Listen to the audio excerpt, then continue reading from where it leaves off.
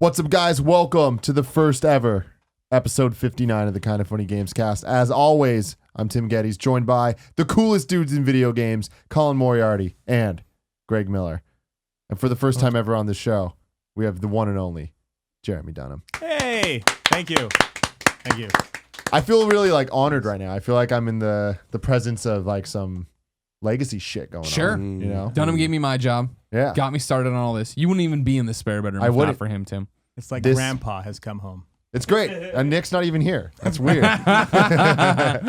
Today's going to be a good show. This one's definitely going to be worth $1. And if you believe that, you would know because you're over at patreon.com/kindoffunnygames where you can get all this stuff early. And if not, youtube.com/kindoffunnygames every week. This show will be broken up topic by topic, day by day until the full thing is released on Friday. You're doing me proud. Thank you. I felt pretty good about that. One day you'll have someone in your spare bedroom. Yeah. And they'll give that speech. That's Kevin. Kevin's given that speech before in your spare bedroom. Yeah. Okay. Kevin said a lot of things in my spare bedroom, Greg. I don't want to know about any of them. No. So we're going to get right into this. We don't even need a rigmarole. People know what this show is. Sure. Yep. Video games. We talk about them. We do all that stuff. What are your most anticipated video games? That's where we're starting today. Yeah, that's right where we're starting. We want to do the top 5 most anticipated games for 2016. Let's start with you.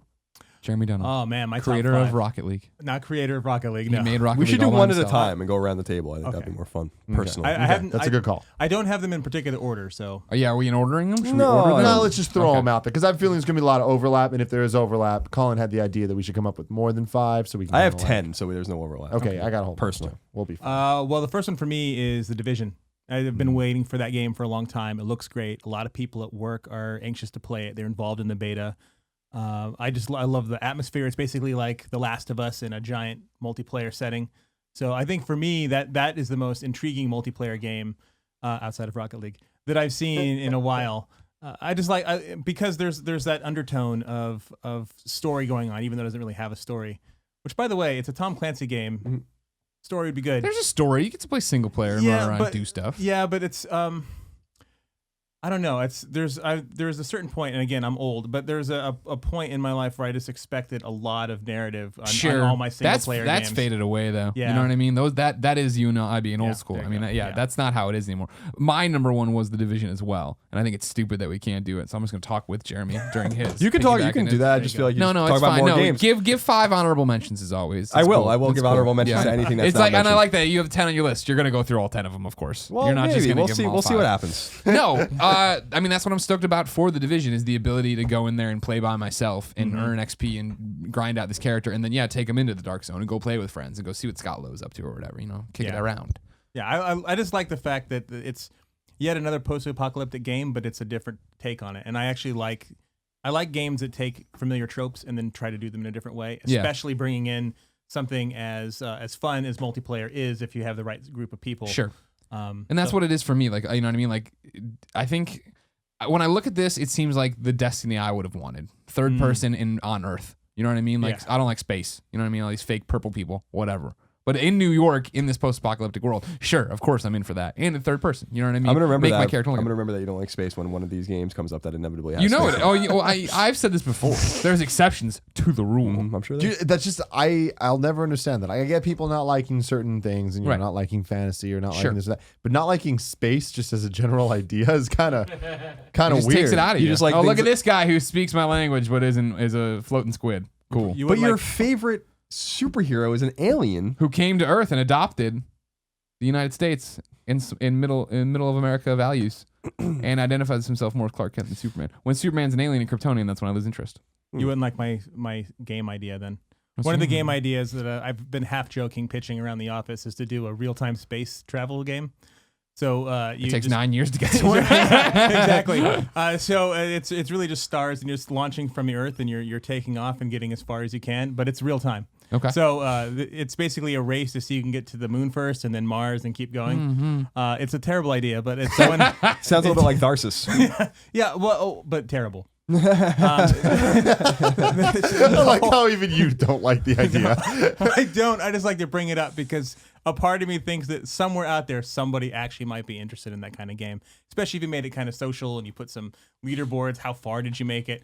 The awesome thing would be, I say awesome in quotes, is that if you made it a certain point and you get hit by space debris, you have to start over again.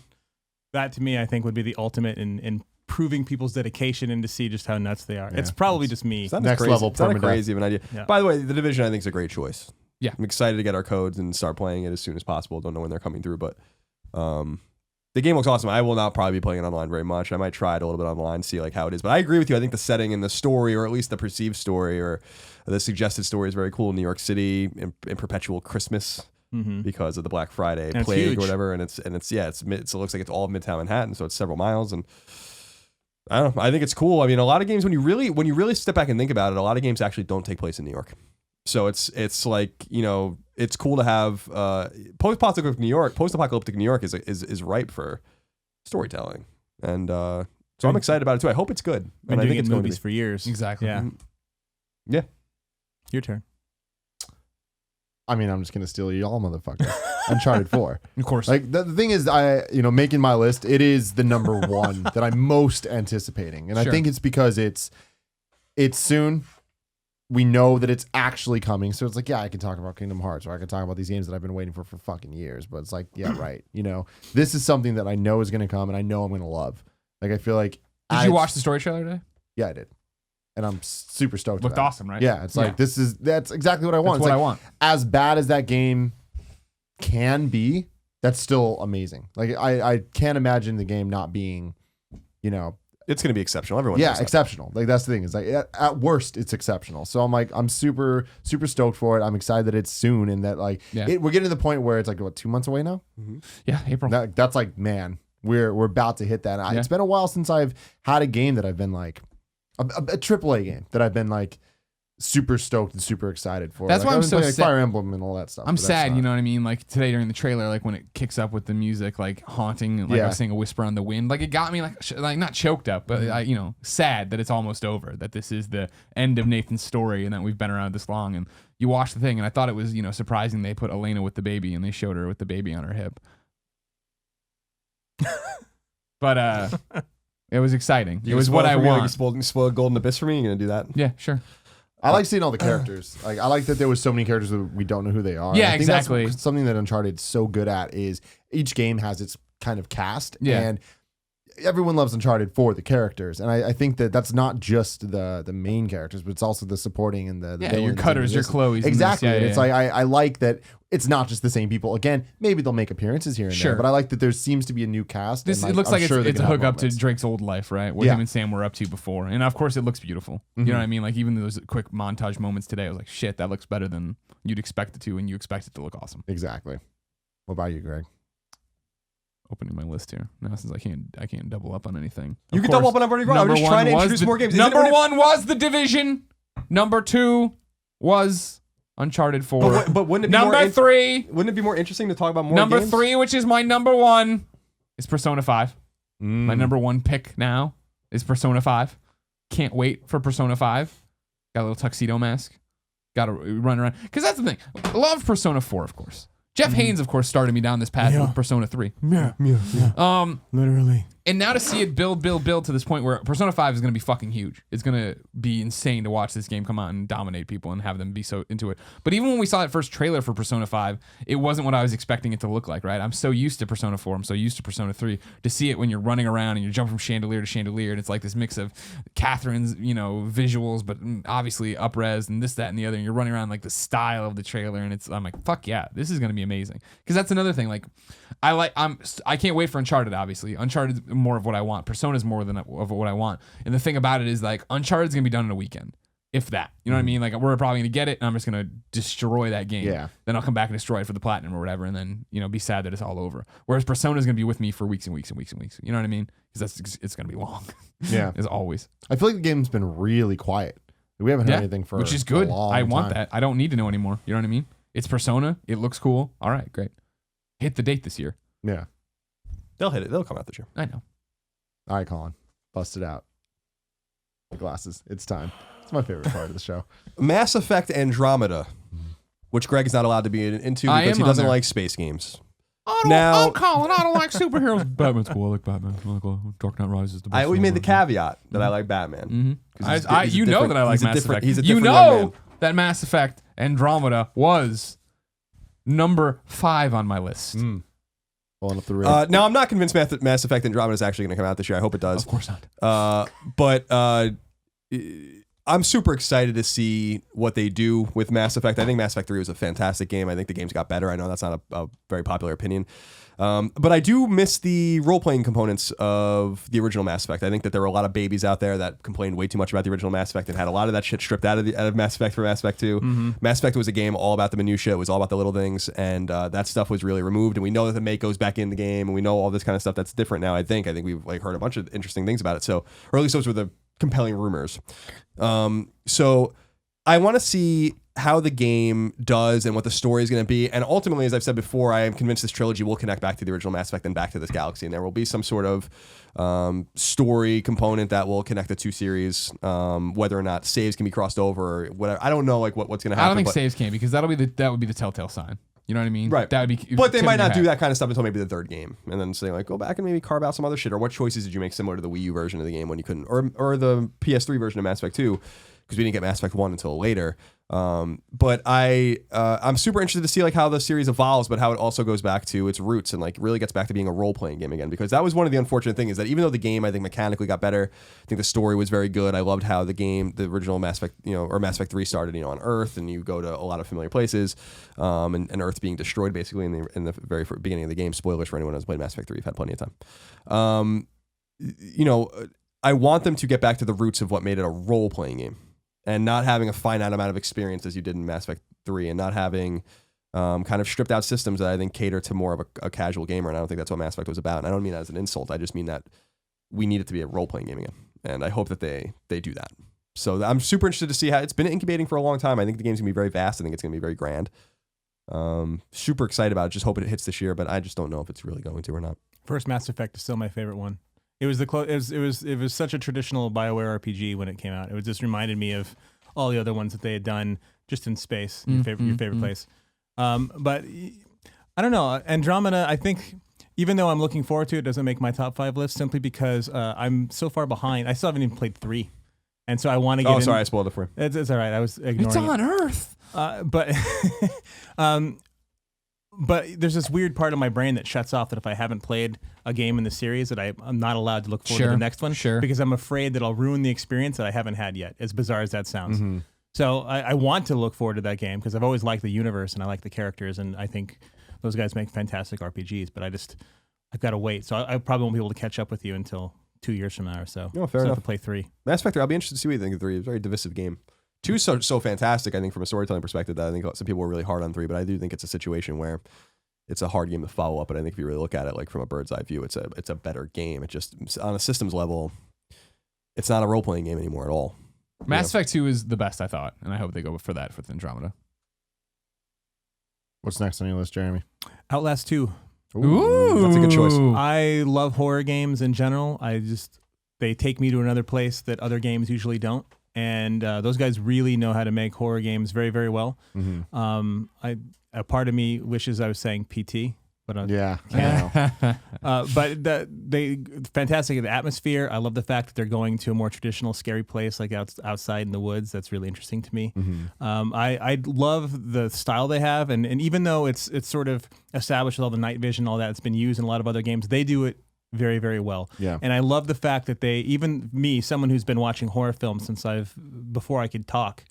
Literally, the second film I ever saw was Halloween. First one was Star Wars. Second one was Halloween. My God. Yeah, it explains a lot. Yeah. But that has me feel moments of tension and genuine jump scares. I think that's the sign of a really good horror game. So that's one of the games I'm really looking forward to, simply because it's one of the games that actually works. Yeah. Just like Until Dawn worked for me last year. It was a fantastic game. I'm really looking forward to that one this year. No, that's great, man. Outlast 1, it got the pacing right to horror and to the jump scares and to the mix of gameplay versus just kind of like atmosphere. And I'm excited for Outlast 2 as well. It's not on my list, but it's damn good. The original Outlast I thought was clever, which is the best word I can think to explain it, because you're right. Like using the night vision mechanic through the camera, I think was kind of a really cool thing, and capturing scenes that you didn't know you were supposed to see for trophies or just to be a completionist or whatever. I thought it was really Yeah. cool. The story components were cool. It did suffer from a lot of what I think a lot of horror and good thrillers suffer from, which is a bad ending. Of course. It's hard for them to wrap this shit up in a way that's compelling to people. Like the build up is always, even Until Dawn suffered from that. But I just wish it ended differently. But I don't know how I would have ended it any differently. All horror games, in my opinion, and most horror movies, if not all of them, are always going to have that problem forever. Because one of the things that works really well with horror is the less you know, the more effective it is. And in games where you're forced to give people some context and background to keep them involved for longer than an hour, you keep having to explain things and show things that your imagination is no longer filling in the blanks. Now you're finding out specifically what the creator wanted, and if it doesn't jive with what you wanted in your head, it kind of takes away from that experience. Sure. So I think that's always going to be that's one of the things that I go in with all horror games, is knowing like, well, they're probably going to have some moment in the game where I'm ruined by the fact that whatever direction they went isn't the way that I would go.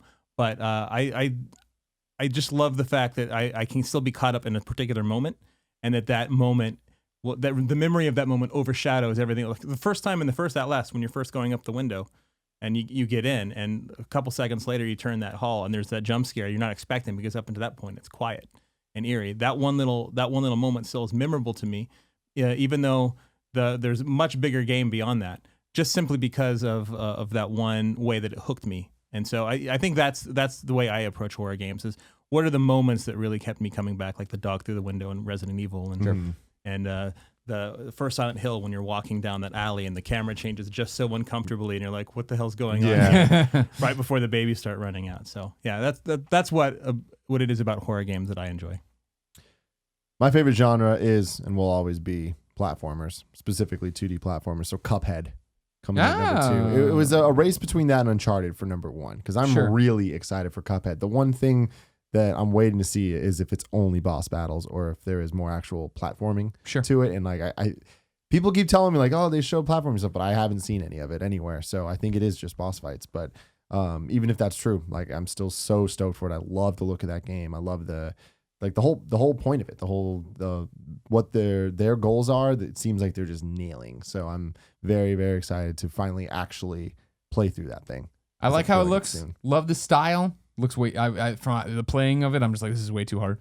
Like I just won't enjoy this. I'll get frustrated and stop really early. See, I think it's going to be a good level of frustrating. Like, I think it's going to be like the type of, because I'm not Colin when it comes to games where like I don't want like the hardest thing in the world, but I think the Cuphead, it's going to be very trial and error, and you're going to play the boss fight 20 times before you figure win. out the pattern. But that is the gameplay, and I think that they're going to, because they know that, they're going to really focus on making sure that it's fun and that it's the good frustrating, not the bad frustrating. So it's the type of frustrating that you lose 15 times, turn it off, come back the next day, and your third time in beat it. And you're like, yes. It all clicked. Yeah. So I'm very excited for that. Yeah, what's more sad? I mean, first of all, Cuphead's art is awesome. What a great novel idea for a game. And I think that even though games weren't around in the 30s, which is, in the 20s when this is really kind of based, or like this art style is based, it does seem congruent with a hard game. I don't think Cuphead can be anything but brutally hard. That's why I like it. I do like games that are hard. I like boss fights. I remember being a kid and playing some platformers like where the game would like bring you to tears. It was so hard. Like, and I like that kind of shit. Like where I'm like, because it's satisfying. Who wants to play a game that's easy? Who fucking likes easy games? It's so boring. Like give me a game that's hard. Ramp up the difficulty and challenge me. I'm not here to fucking twiddle my thumbs. Like annoy me a little bit if you have to. But you're right. The satisfaction of getting through a difficult 2D side scroller boss fight. I'll never forget, especially at the end of Castlevania 3, the boss fights get insane. And when you're fighting Dracula at the end, like you're like, how the fuck can you even beat this? But you continue on it, then you beat Dracula, and then you realize you have to fight him again, and you like lose your mind. But like when you finally see that ending, it's just satisfying. It's like, compare that to Castlevania 2, where you're fighting Dracula at the end and you just destroy him in 2 seconds with the flame whip, and it's like very anticlimactic, and the game's all about speedrunning basically. Different type of game though, because Castlevania 2 was sort of Fex Xanadu like, where you're collecting all these different items and powering your character up over a lot of exploration. So the idea behind that game was you've already paid your dues, so just spending a lot of time powering yourself up and getting there. But I used to be of the same mind, but then as I get older and I have less time, I don't want hard games anymore. Now I want games that I can sit down and enjoy in a small amount of time and feel like I progressed somewhere.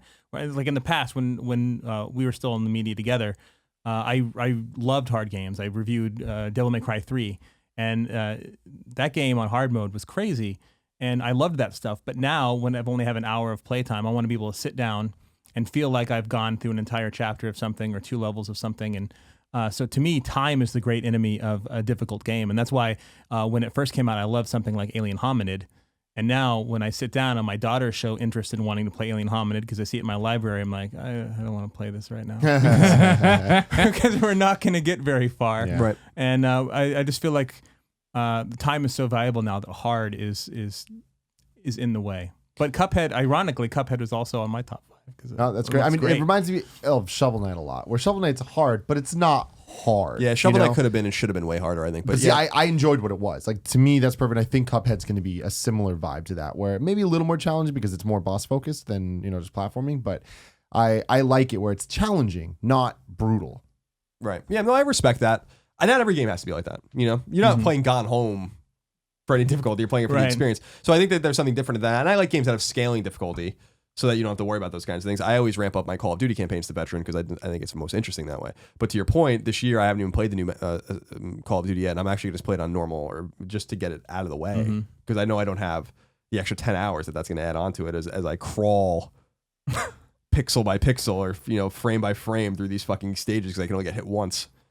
So I get you. But like for this kind of game particularly, like I just think that 2D side scrollers and difficulty go hand in hand, and I want them as hard as you can make them. Like that's good stuff. I want a game that I know that I think I can't beat, and that just doesn't happen anymore. I know I can beat these games, and I want a game where it's like I don't know, man. Like I haven't encountered a game like that in a long time. Like we always talk about like Battletoads or something. A World at War, Call of Duty World at War on veteran was fucking impossible.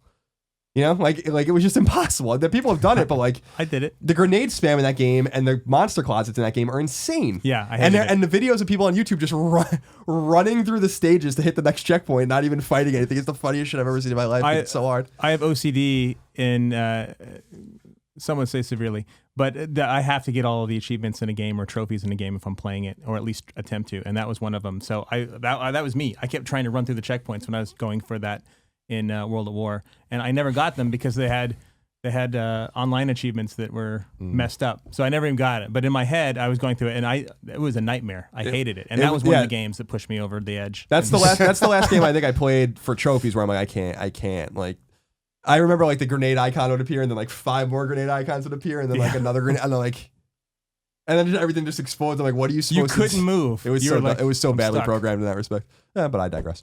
Greg.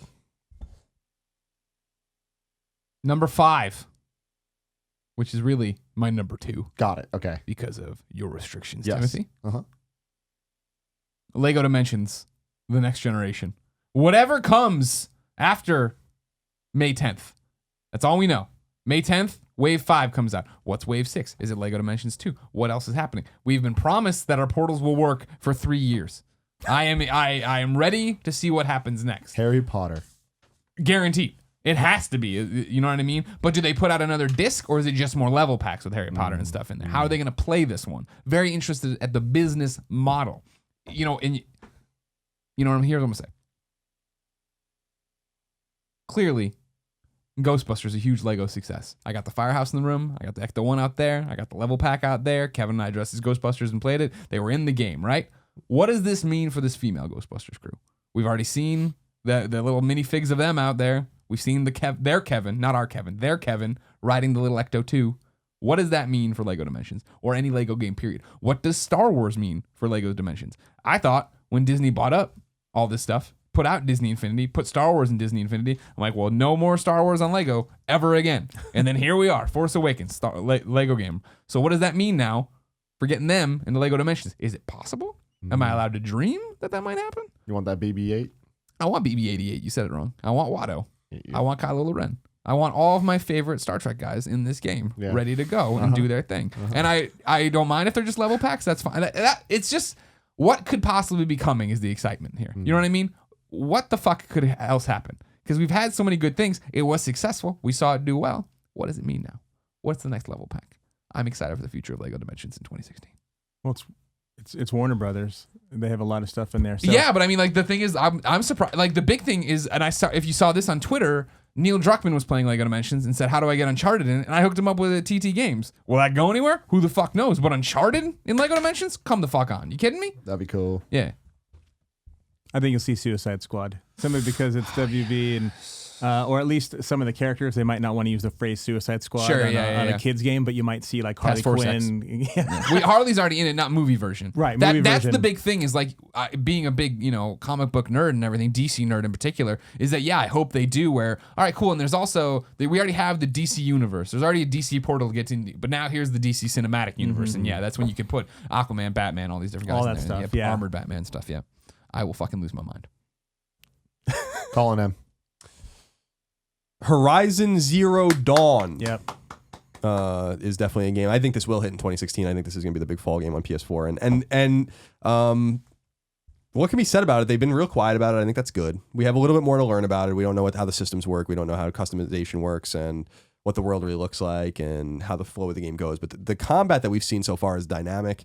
The story is very interesting, a synthesis of a world that has died with a world that is like reverted back to like almost a caveman or Stone Age technology. But they have like these metal robots walking around. No one can explain what the hell's going on. Looks awesome. It looks fucking really dope. I think that this is going to be Guerrilla's really coming out party in terms of like what they're really capable of, because I think Killzone is fine, but I think it's held them back. I think that there's a lot of stagnation at that studio. I think that there was probably a lot of energy to do something different. They have not made a game that is not Killzone since like NAM 67, which I think came out like 12 years ago. So it's like, let them breathe a little bit and let them do the thing. I don't think we've seen the last of Killzone, but I think that we are going to see something super interesting from them. And they hired the writer of New Vegas, so it's clearly going to be very quest-based, which I think is very exciting. And I'm interested to see if this game's long. I'm interested to see if this game's dense. My assumption that this is going to be a very Far Cry-like game in terms of its size and its scope, which I think is going to be just fine.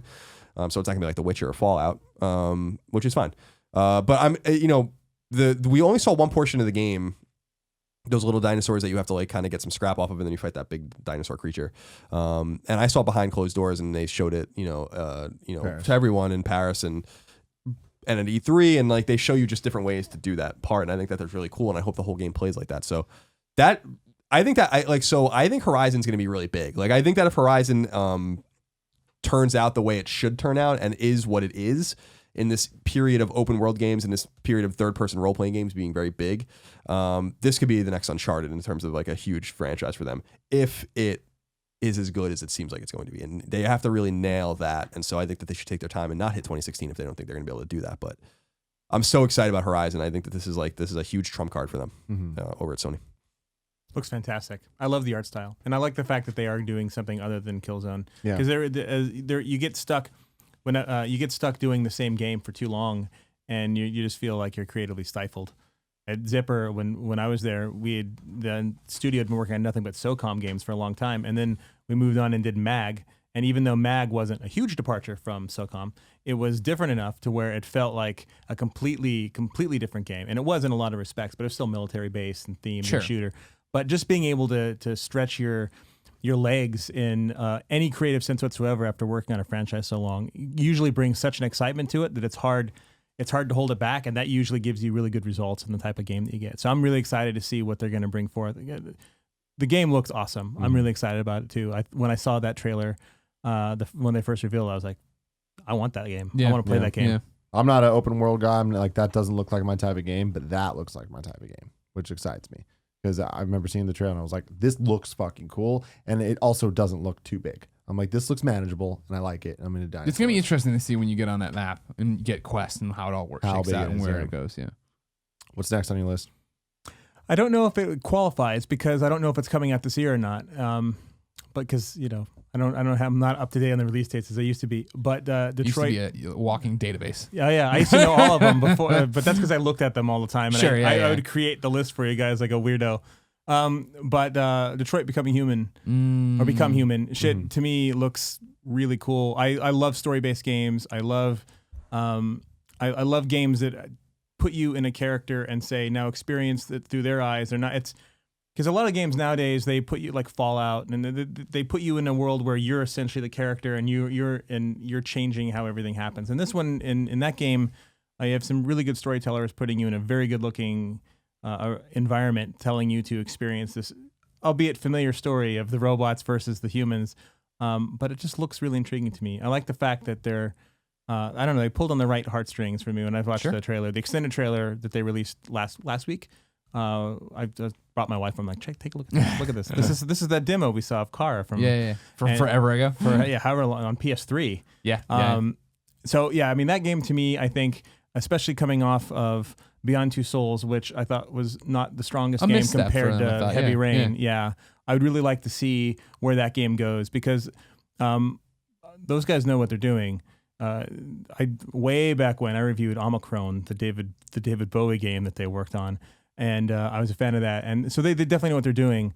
And I'd like to see what they can do, what they've learned from Beyond, and what they've also taken from the success of Heavy Rain, and see if they can put those two things together and come up with It looks like a great the idea. perfect amalgamation. I hope it's a return to form. You know what I mean? Because from the Kara trailer, right? We were all like, that was a cool idea, and they're like, oh, not even maybe it's a game, maybe it's not. We don't know. But you're like, okay, well, make that game, and then they did, and here we are, and I hope it delivers on what we want it to be. It's proof that David Cage knows how to pull the right emotions though, because that's for the original Kara demo, the 7 minutes, 8 minutes, however long it was, did a great job of putting you in this character's shoes and understanding her fear of getting disassembled and of realizing that she's alive and coming back again. To me, that 7 minutes shows that guy knows what he's doing and that team knows what they're doing. So I have confidence until I'm proven otherwise. Sure. And I'm also hoping that it's this year. Yeah. Yeah, I don't think it is. I don't think I'm with know. you. I don't know that it'll even be next year. I don't know that they're quiet about it. I agree with you that they have something to prove. I think Beyond Two Souls, by most accounts, is a huge disappointment. Like I think that game let me down. That game let a lot of people down. It's too confusing. And it was kind of nonsensical. And I agree with you in comparison to Heavy Rain, which I think is one of PS3's greatest games. It was surprising how it didn't resonate with me. So I think that they know that, and I think they have something to prove. And I'm excited to see what it plays like. And I'm also excited to see, as we've talked about in the past, I do think that Supermassive with Until Dawn out Quantic Dream in many ways. And I think that if they're smart, they'll swallow their pride and look at newer ways to make narrative-based, choice-based games like that that are a little more dynamic and a little more playable. Because I don't think anyone's going to say that Heavy Rain was the most playable game in the world. It was so good that we overlooked a lot of the mechanical shortcomings of it. So I think that it'll be 2017 at the earliest. I don't know, but I do think that they have something to prove, and I like the setting in Detroit. I like, the machine versus human thing is old, but this game, like Ex Machina, the movie, deals exclusively with what is reality and what is consciousness, and that's not something that is necessarily as played in fiction as just the humans versus the machines, Skynet or Cylons or something like that. That's not what it seems like it's really about. It seems like it's about consciousness. It's like the Isaac Asimov approach. Yeah, exactly. Yeah. And I think that that's going to be a super exciting way to explore that story. So I hope it's good. And I will say, by the way, even though it's talking about games this year, Until Dawn, I loved that game. It was fantastic. I played through it multiple times. I watched my wife play through it. It's such a good game. Those guys, and it was horror too, so it really brought me in. And those guys, I hope that they do something soon with Until Dawn. I would love to see an Until Dawn 2, completely different setting. Not the VR thing. The VR thing, I think, is more like of on a, rails. more of a tech thing. Yeah, shooter It's thing. not shitty. It's just not what It's just more of a tech I thing. say shooting. I'm sorry, like a shooter. Because I enjoy. My favorite VR thing I've done so far has been Until Dawn, Rush of Blood, or whatever the hell it's called. Yeah, But I agree with you. They have something special there. They have to capitalize soon. yeah, and the game, I think there's a lot of potential there, and I would love to play it. And the VR thing, I think, is cool. It's just not that sort of Until Dawn thing I'm looking for. Yeah, exactly. It's just spin-off shit. Speaking of spin-off shit, Pokemon Go. Man, I am so anticipating this. Like, I hope that it's what I want it to be. I don't think it's gonna, but as someone that travels a lot, it's really exciting. Someone that has their phone on them all the time. Like, it's exciting to think about what that game could be, and just like trying to capture Pokemon, going to all these different places, and like seeing what the actual gameplay of it is. I think I'm most excited for, because that could instantly go completely off my list. Like the moment I actually see some stuff, which supposedly is at GDC in a couple weeks, we'll see that. They have a panel. That will really change stuff. But also there's a Pokemon Direct coming up on Friday that we're recording the show. So by the time this posts, like, we'll know what happens. So right now I don't know what happens. I'm hoping that they announce Red and Blue 2 or some form of anniversary game. Like it'll be on the 3DS. I'm hoping that it has multiple regions, and it's not just, if they had just announced Pokemon Z or like Pokemon X and Y 2 or whatever, I'm gonna be so disappointed, and I'm just gonna be like, God damn it. Like that is, but at the same time, it's like, I also want them to stop putting resources into the 3DS and stuff, and just go to the NX and just like, start there and do something right there. But Pokemon Go, they're saying 2016, and they've said that since the first trailer, and they're sticking to it. So I'm hoping that we hear a lot more soon, and I'm hoping that it's as good as I wish it will be. Go for it, Greg. Number 3 for me, I'm going to put No Man's Sky on there. I want to know what this is. I want to know how it's going to play out. I want to know when it's coming out. I want to know, is it VR related, as my prediction once said. In general, I just want to see this game come out. It's had so much hype for so long. And I think at E3 this year, past E3, was the one where they came out on stage, did the demo, and I was just like, what the fuck is this game? Stop doing this. And then we got to go behind closed doors in a loft and play it for like 30 minutes and talk to the team about what the game is. And I left that one being like, okay, like I get it now. And if you can deliver what you're talking about, that's going to be awesome. And that's going to be, like I always talk about, whether it's VR or not, it's going to be the cool, all right, I have 30 minutes before I want to go to bed, 45 minutes. I'm going to jump in here and chill out and just fly through the galaxy and land and see this planet and do this and find that or and go off and then keep getting closer and closer to the center. And they keep talking about adding to it, a la Minecraft, where, all right, this won't be there when we launch, but down the road we want to do this, we want to do this, we want to do that. So if it is one of those things that's an ever evolving platform in a way, right, that could be really cool. Will it come together? I don't know. Will it, will it be totally boring? Will it be that, man, I want to play for 30 minutes. I turn it on. It's like, land on a planet. Everything here's been discovered. Go to the next planet. All right, this is, keep, you know what I mean? Like, okay, everybody's fucking found everything. This sucks. Mm-hmm. I doubt it, but maybe that's, it's a possibility. Mainly, I'm just excited. Based on the little taste they gave me, I do want more, but what it's going to be in the end, I don't know.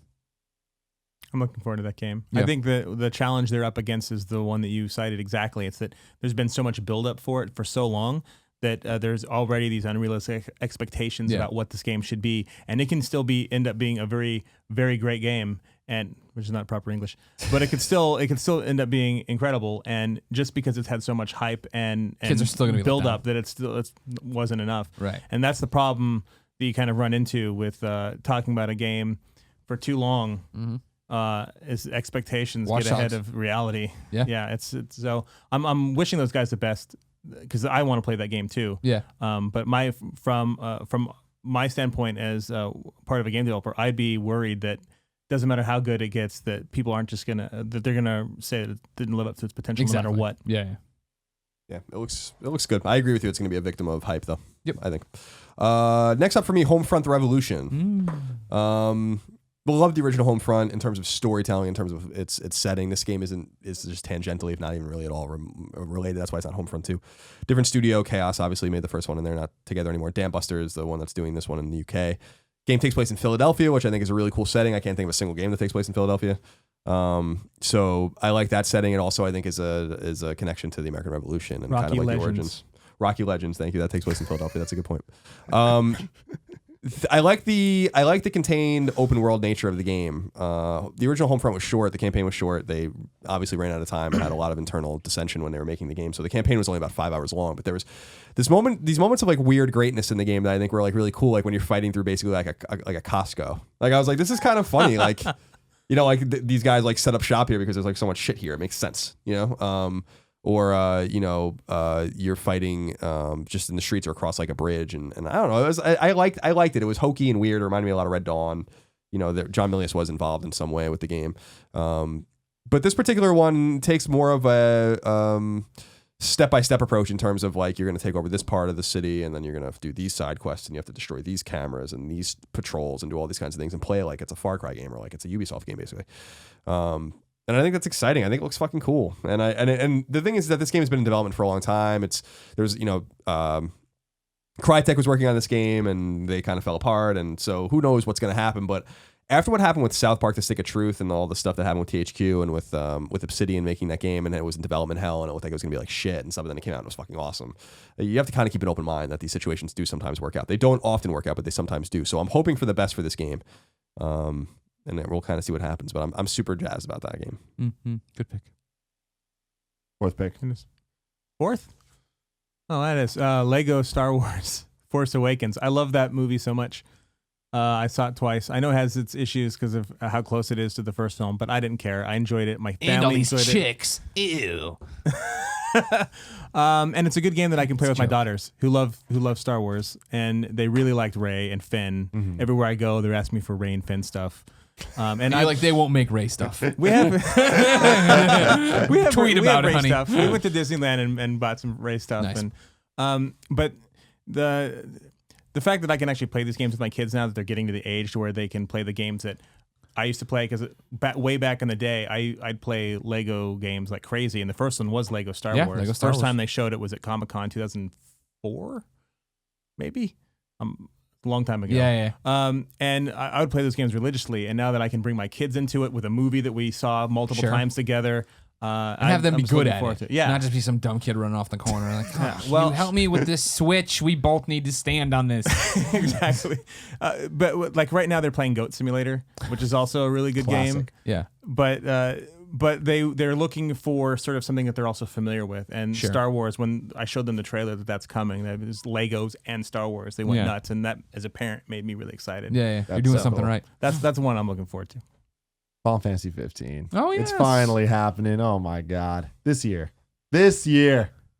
Yes. Yeah. I mean, that's me. At this point, it's just, like, I'm just excited to play through it and, have an opinion on it. Like, just see whether Yeah, I I'm, like it or I'm not. interested in that. I'm interested in knowing what it is. Yeah. Like, Yeah. the more that I've seen recently of it, the more and more excited I get, and the more I'm like, this looks like what I want from it. It kind of went through a weird phase where it was drifting away from that. And I just wanted it to get back to what it originally was when it was Versus 13, those original trailers. And I'm starting to get that sense that stuff's going to be in it, and it's modern, and it's all these other things. So I'm, thinking it's going to be good. Great. I don't know. Will it be my favorite Final Fantasy? Probably not. But will it be up there? I hope. I mean, like, full disclosure, we're hosting that reveal event March 30th. Go to finalfantasyxv.com/ No, uncovered.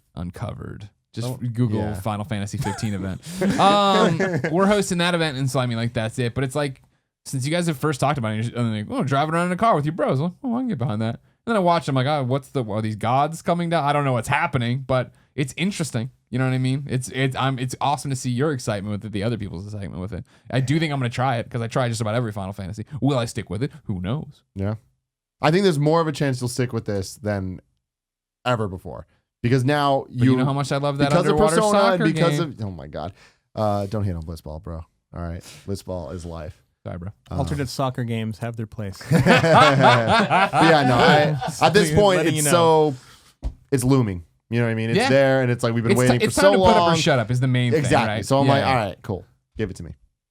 Yeah, I think this might be the opposite of No Man's Sky, in that I think this game is going to suffer from some, I don't say blowback, but a lot of sarcasm, a lot of sardonic kind of like bullshit, including for me, because I'm like, who even cares? Like this game has been developed for so long, I just don't even care anymore. Like I'm intrigued by what it is, but I don't even know that I care enough to play it, but I will, because I have, a morbid curiosity about it. But there are things about it like that just bother me, but that I know shouldn't bother me. Like, like you see Magitech armor and I'm like, how dare you fucking invoke that game just to get me, just to like hit at people like me and stuff like that. But I'm like, but I was like, nah, I'm sure, like I've said many times, I'm sure it's going to be nothing less than good. Yeah. But I don't know that it's going to be any more than that. So we'll see what happens. For everyone that's excited about it, then I want every game to be good. And there's a lot of people that are. Yeah. What I'm interested to see is the sales of Persona 5 compared to the sales of Final Fantasy 15, because I think Very much so. because I do think that Final Fantasy 15 won't necessarily be outsold by Persona 5, but it's going to be close. Like I just think all of the goodwill that Square has whittled away over the years with Final Fantasy 13 and Final Fantasy 12 and 13 2 and 33 3 and like, so definitely 12 and definitely 13 and definitely what's going on with Versus 13 and 15, and then all of the goodwill that Atlas has scooped up with Persona, and all the goodwill even that Bandai Namco has scooped up with Tales. The situation is somewhat different for Final Fantasy now for the first time, really, since they've released a main line game.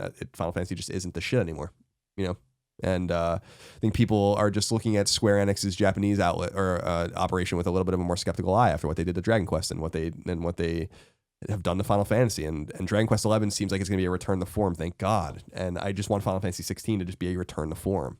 Be what a Final Fantasy game is. Please. We're begging you. I have mixed feelings on this because I have unrealistic expectations for Final Fantasy games in general. My favorite two games of all time are Final Fantasy 6 and 4. Those are the games that really made me fall in love with RPGs. It's why I play RPGs. It's why I used to review them all the time at IGN, because it was my favorite genre. But I was at Tokyo Game Show when they announced Final Fantasy 13 versus, it's been a long time coming to this, and now it's been so long, and my expectations of a Final Fantasy game are so high that I'm curious that if I'm my own enemy in my expectations for that game, is it going to live up to it? Especially since there's a lot of exploration, at least from the trailers that I've seen so far, a lot of walking around. And you've always had that in Final Fantasy, but it always felt like as a means to get somewhere else in between these big story points. But so far, a lot of the Final Fantasy 15 trailers have been, we're just exploring in battle, and I'm not getting a lot of what's actually going on in the game. So that also has me a little apprehensive as to what exactly is the story and what am I doing, and the characters themselves. Who's the character I'm really going to latch onto? And the blonde kid, probably. The blonde kid. I think the characters are slow. That's the thing to me is that the game seems like an overcompensation for Final Fantasy 13 in many ways. 13 was very constrained. It was very linear. It was very. Which one? The first one. Which 13? and 13 was just oh god, I just, and what was such a shame about that was that the battle system was actually really awesome. cool. Like it has such great things about it. The paradigm shifting and stuff was cool. I liked that idea, and it was just it was such a waste. Like that game was just so uneven, and I just fucking didn't like it. And I think to their credit, I think they've listened and they're overcompensating. Now they made this big open world Final Fantasy 15 game. We had that with Final Fantasy 12 to a degree, but Final Fantasy 12 was much more of like a weird MMO, fake offline MMO feel to it with its battle system and stuff. And it was a game that was clearly made and produced by two different people, which it was. And so there was like a lot of the game just kind of changes. Mm-hmm. And very similar to like something like people complain about Xenogears, kind of like just falling off a cliff at the end because they ran out of time. Like similar things happen, like where the game just doesn't feel like it's done.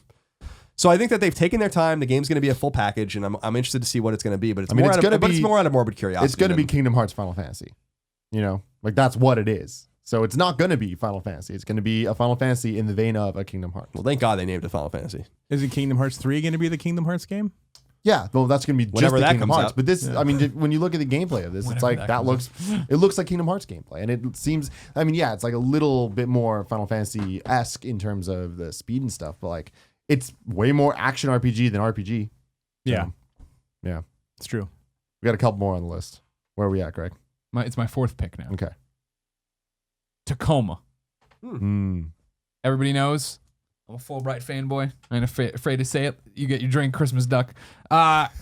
Just remember, it debuted. It was just, a trailer, right? Of you went into Space Station, Tacoma, it opened up, and you're there, and then it went away, and it was just like the title in Fulbright.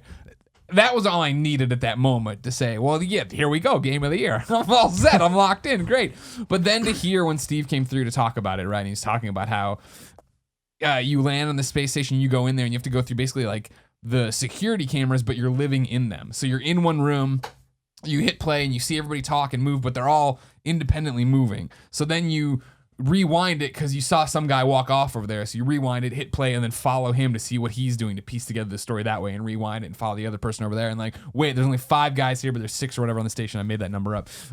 Pause it and run around till you find that person to see what that person's up to. That's like a neat mechanic. That's a cool way to do it, especially, as much as a sucker as I am for audio diaries, like we always talk about with BioShock or with Gone Home, you know what I mean? To be in a living, breathing one to piece together that world, to see the characters interact with each other that way, to see the side combos over there. It's the same reason I'm excited for like Apartment, right? Which I didn't put on my list because I'm not even sure if that has a date, but Apartment I'm super stoked for as well because I like getting involved with people's lives and having those slice of life of what's happening. Of course, this one's a little bit more grandiose than others, seeing as how we're up in space on the space station, seeing what's happened with Earthlings. No purple people, just made up. Hey, look, it's a talking Rice Krispie from the fucking other galaxy. I don't know what else. Tacoma, I think is going to be great. Now, Tacoma to me suffers from a different problem than Firewatch did.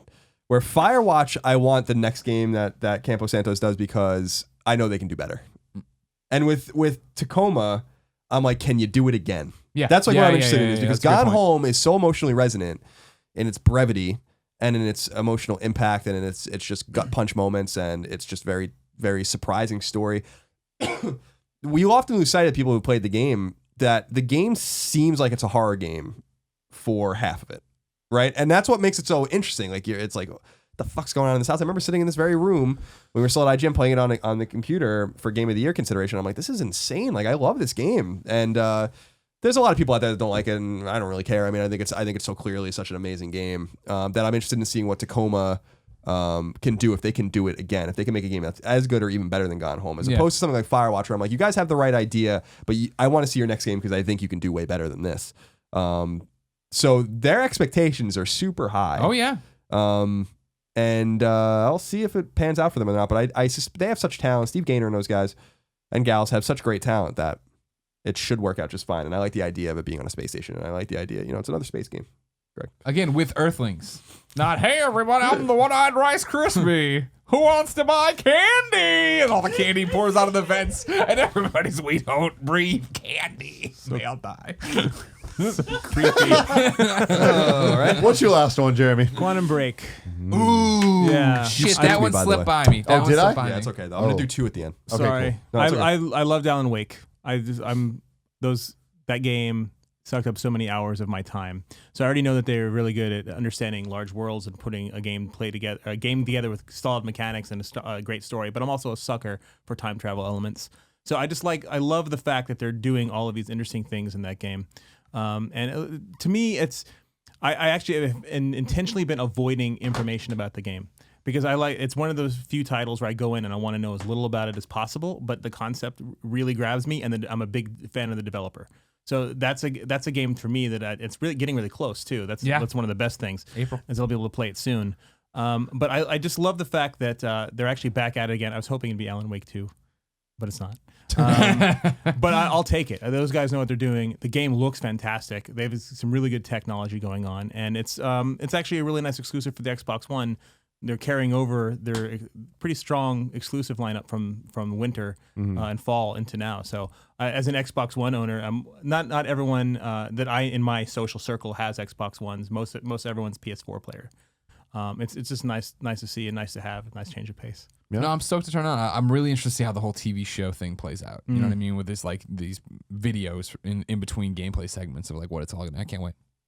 Yeah, I'm interested with the weird backlash that happened. I guess it's not weird. I mean, it's understandable, but the backlash that happened with Quantum with it being announced as a day and date PC game as well. I'm actually happy to see that because games seem to be stranded. I don't mean this with any disrespect, but it's like a few games have been stranded on Xbox One, and that was really a shame for those games, like Titanfall and Tomb Raider.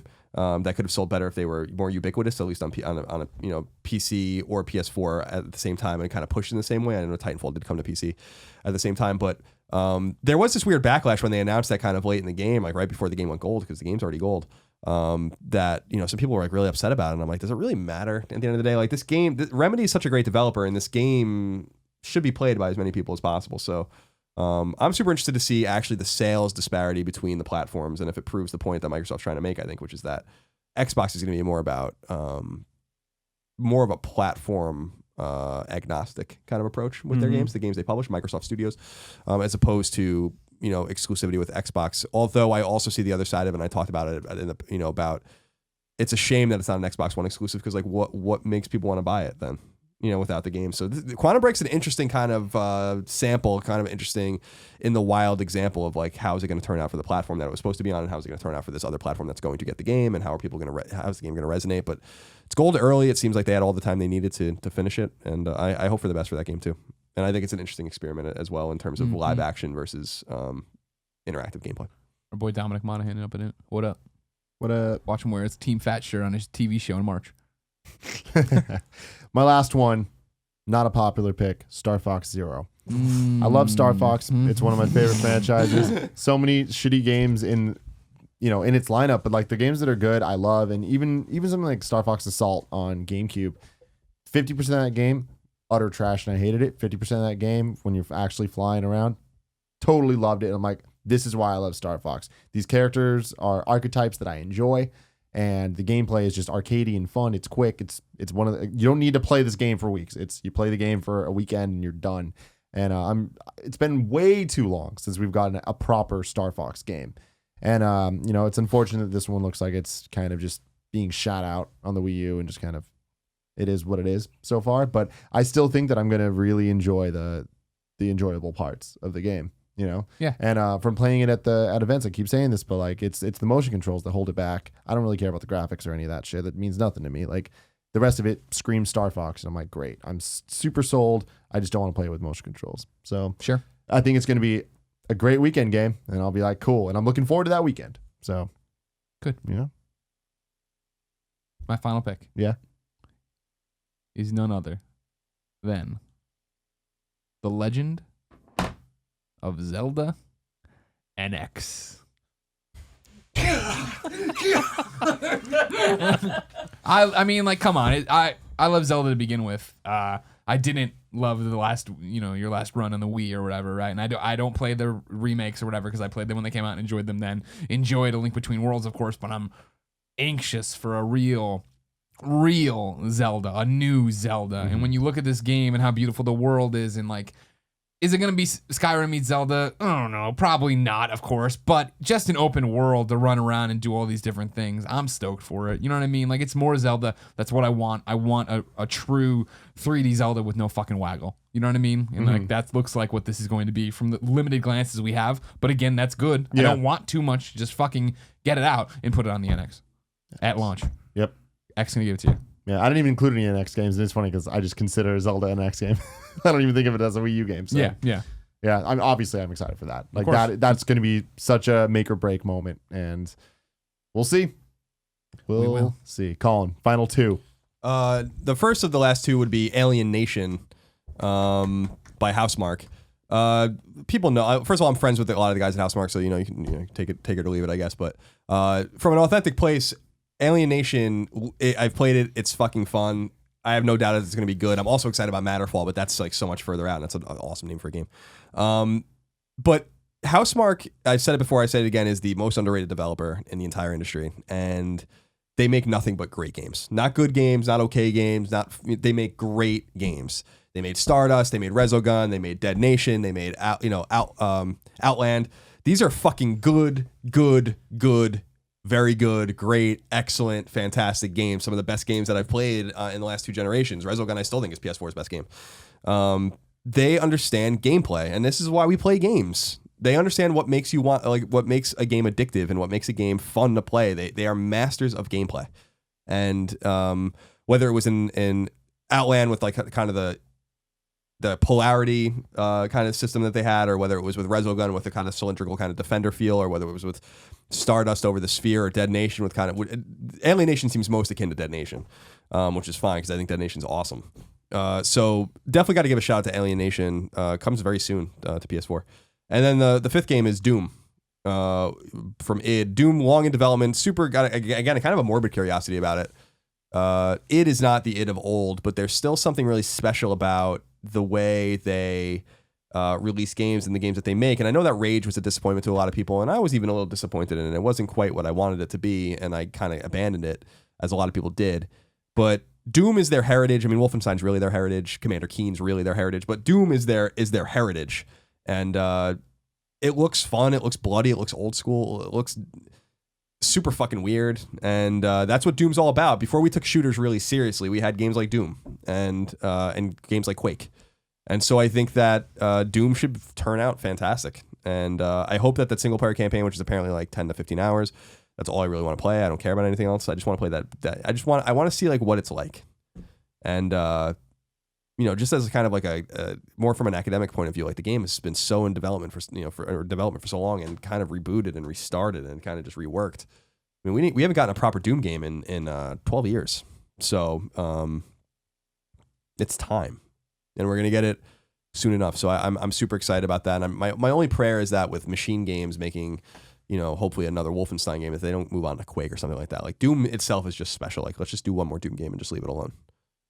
And then let id do its thing. Or, none of the guys that are at, there's very few people at id that you would know anymore. So it's not like it's the same team, but there's still something, there's like a je ne sais quoi about that team. We'll see how it works out. Kevin, we're going to break that into two at some point. Ladies and gentlemen, that topic brought to you by Squarespace. Building a website can be tough, and even if you do know your way around coding, creating something that looks good and works well is a time-consuming affair. Whether it's for a business site, a portfolio, a restaurant, or whatever else, in this day and age, you probably need one anyway. Lucky for us, Squarespace makes it easy to build beautiful websites without breaking a sweat. Squarespace provides simple, powerful, and beautiful websites that look professionally designed regardless of skill level, no coding required. Not only does Squarespace provide you with intuitive and easy-to-use tools to create your website with, They also have state-of-the-art technology powering your site to ensure security and stability. And you know you can trust in Squarespace for your website needs when millions of people and some of the most respected brands in the world trust in them too. Original site, kindoffunny.com, was first made in Squarespace. I don't know if you know that, Greg. I do know that. Nick Scarpino is like barely functioning as an adult. So the fact that he can build it shows you how easy it is to build it. Rocket League merchandise site, Squarespace. Really? There you go. Yep. There you go. What's that site? The Rocket League store.com. There you go. Squarespace. Build it however you want to. Start a trial with no credit card required and start building your website today. Did you just try to like on the fly invent a new Squarespace tagline? Because they don't have taglines anymore. Squarespace, build it however you want. They Build made it, it clear. whatever. So the favorite thing about whatever. Squarespace is that, you know, they had Build It Beautiful, Yeah. and then they had Squarespace, You should. You should. Yeah, and now then they're like, we're done. There's a new thing that, like, they're just like, there's no more slogan. Just deal Yeah. with it. So yeah, they can take Build It however you Squarespace, want to. Build it however you want. Whatever. So when you decide to sign up for Squarespace, make sure to use the offer code KINDOFFUNNY to get 10% off your first purchase and to show your support for Kind of Funny Games. We thank Squarespace for the support of Kind of Funny. We do. We do. Next topic of the day, Rocket League. Let's Sweet. talk about the success of Okay. Rocket League. Did you expect this? Not to this level, no. We thought that we would do well. That which is the whole reason that we released on PlayStation Plus, was to get it out in front of as many people as possible. But we didn't think it would ever take off to the level it has now. We're at 12 million players in the game. So the fact that we have that many players is far beyond anything we had ever expected. We were hoping that we'd get a few million in our lifetime. 12 million is unbelievable, and we're getting more players every week. Yeah, I remember you were just telling me out there, you were talking about how the game just week to week is outpacing. It's true. Like, it just keeps growing. Yeah, so we had better sales our third week in January than we did the second week in January, and that beat the week before, and we didn't even have any sales going on. We did have some sales around the Christmas time, like everybody else. Yeah. So we didn't quite reach that level because everyone goes crazy around that time. Mm-hmm. But in January, we were outpacing ourselves week after week. In November, we were outpacing ourselves week after week. So it's pretty good. So far this month, in February, we're also doing better week after week. So the fact that it's happening 8 months after the release of the game is the most encouraging thing about it. Because one of the misnomers about coming out on something like PlayStation Plus is, well, now you're out, you've given your game to millions of people, and now you have no opportunity to make any money. And that was a worry of ours, but we were willing to give up the short-term benefit of making a bunch of money at first in order to get it in front of as many people as possible, because we thought the game could speak for itself, and Yeah. people would start telling their friends, and it would grow from there. I mean, what I think is really cool about it is that it kind of has the same kind of independent vibe that we have, where it's like, you know, we put everything out for free, and it's like, if you want to support, you can. And we kind of have that same bet, you know, where it's like, if we put something that's good out there, then people are going to latch onto it and believe in it. And I think that we've seen that with Rocket League, where, like I was talking about on our Game of the Year discussion thing, where it's like, I definitely have not put enough time into that game. Like, the little I did, I enjoyed it. It's really great. But I said that Rocket League, I think if I had to say from an overall perspective, it was the game of the year last year. Like, you couldn't go anywhere without people talking about And it. that's like, what's in so all the crazy is you different still spheres. can't. Yeah. You no. still can't go anywhere on Twitter, on anybody, on Twitch. Somebody's playing that game that we know, not Yes, just like exactly. some And randos doing I think that's the key thing, is it's that our friends and like all of our people, our fans, everybody, like, they're just playing this game because they enjoy it. It's just fun. It's just good. It's not, you know, how much it cost, or was it PlayStation Plus or this, none of that matters. They enjoy the game. You know what I mean? They want to keep playing the game, and they're going to keep playing the game. And I think when people see that, we're talking about advertising, like, that's the best advertising you have. You know, it's like, when you have something that people are talking about and they're genuinely excited about, people are going to get excited about it. Exactly, and that's why you have to stand behind your game, and you have to hope that you reach a point where you're ready to let it go. Because if first of all, if you ask most game developers, they never want to let their game go, because there's always something that they want to add to it. And wait, just need this many more features, and we just need to make sure that this. You'll never get rid of your game unless you're willing to put it out there. But you need to get to a point to where you're confident in that your concept and your idea is strong enough to where the players that you built it for are ready for it and expect it. So we had to convince ourselves we were at that part. But once we managed to get over that hump, the fact that people have embraced it so much added pressure and like a responsibility to us to also meet those expectations and keep giving them things. So we take a similar approach that you guys do, is we keep releasing content drops. We just put 50 new items in the game 3 weeks ago just to put in there things to hide. We've added an item rarity system, so now you can find items like everyone else, but then you have these other items that are harder to find. you get by playing. And we've been adding more modes over time. We added hockey mode in December. We added mutators, which let you change aspects of the game, cube ball, pinball, things like that. And that's just the beginning. So the exciting thing about this year, I thought it'd be too disingenuous for me to list Rocket League as one of my 5 favorite games looking forward to 2016. But since the topic is Rocket League, this year we have a lot of big plans for the game. And we're going to continue to add new modes, which I think are really going to go over well. Some of them are things that folks have been asking for quite a long time. First-person shooter mode. No first-person shooter mode, at least not yet. Not in the first half. If that's something that we can actually get to work properly, we first have to figure it out and then try it. But the amount of stuff that we have coming, we think are really going to make people happy because we have modes, we have more content coming. There is going to be some paid DLC here and there. Sure. We need that because we have 12 million players so far, so need to keep those servers going. We have just 3 days ago from today, 4 or 5 days ago, we broke our concurrent player record. So player counts are going up, not down. Mm-hmm. And so we need to keep the servers alive, which is why we're doing paid DLC about once every quarter or so is when we release it. But lots of free stuff because people, they're supporting your game. You need to support them back. And then we want to get money. That's a good portion of the whole point of the business of video games. But you need to be able to charge them at a respectable level to feel like it's a mutual need. They want this content and you're giving it to them regularly. And then the stuff that you want to sell is there just to keep the lights on. And then they're aware that that's just for fun. None of our DLC is ever advantage either. It's all just stuff you think looks cool. So we think that's important. With the Xbox release, are you looking at that? Is it as exciting? Like, does it feel like a whole new kind of like breath for the thing, or is it just like another? It does. No, it was a big deal because when we launched on PlayStation, it came out on PlayStation Plus, so we weren't getting the full width of the audience and what they really thought about the game by itself without the PlayStation Plus promotion. A lot of people download PlayStation Plus games because, well, it's there. I'm going to download it while I can, and then maybe get back to it later. So this was really about the game standing on its own. 8 months later, so now it's not like it's brand new. It's not a game that people have just now started to hear of. It's pretty aged in the terms of video games. So it was really interesting for us to be able to see where we stood now compared to where we were, and we were a little bit of an unknown quantity in the beginning. And the fact that we launched very well, we actually. We're still trying to get our numbers back. They weren't all delivered to us by the time this recording has happened. But we have well over 600,000 players on Xbox already, and we're recording this on a Thursday. And the last time that I had the numbers update was yesterday, so it might be even more than that. So that's a really good start on that game for it's full priced and 8 months old. Yeah, man.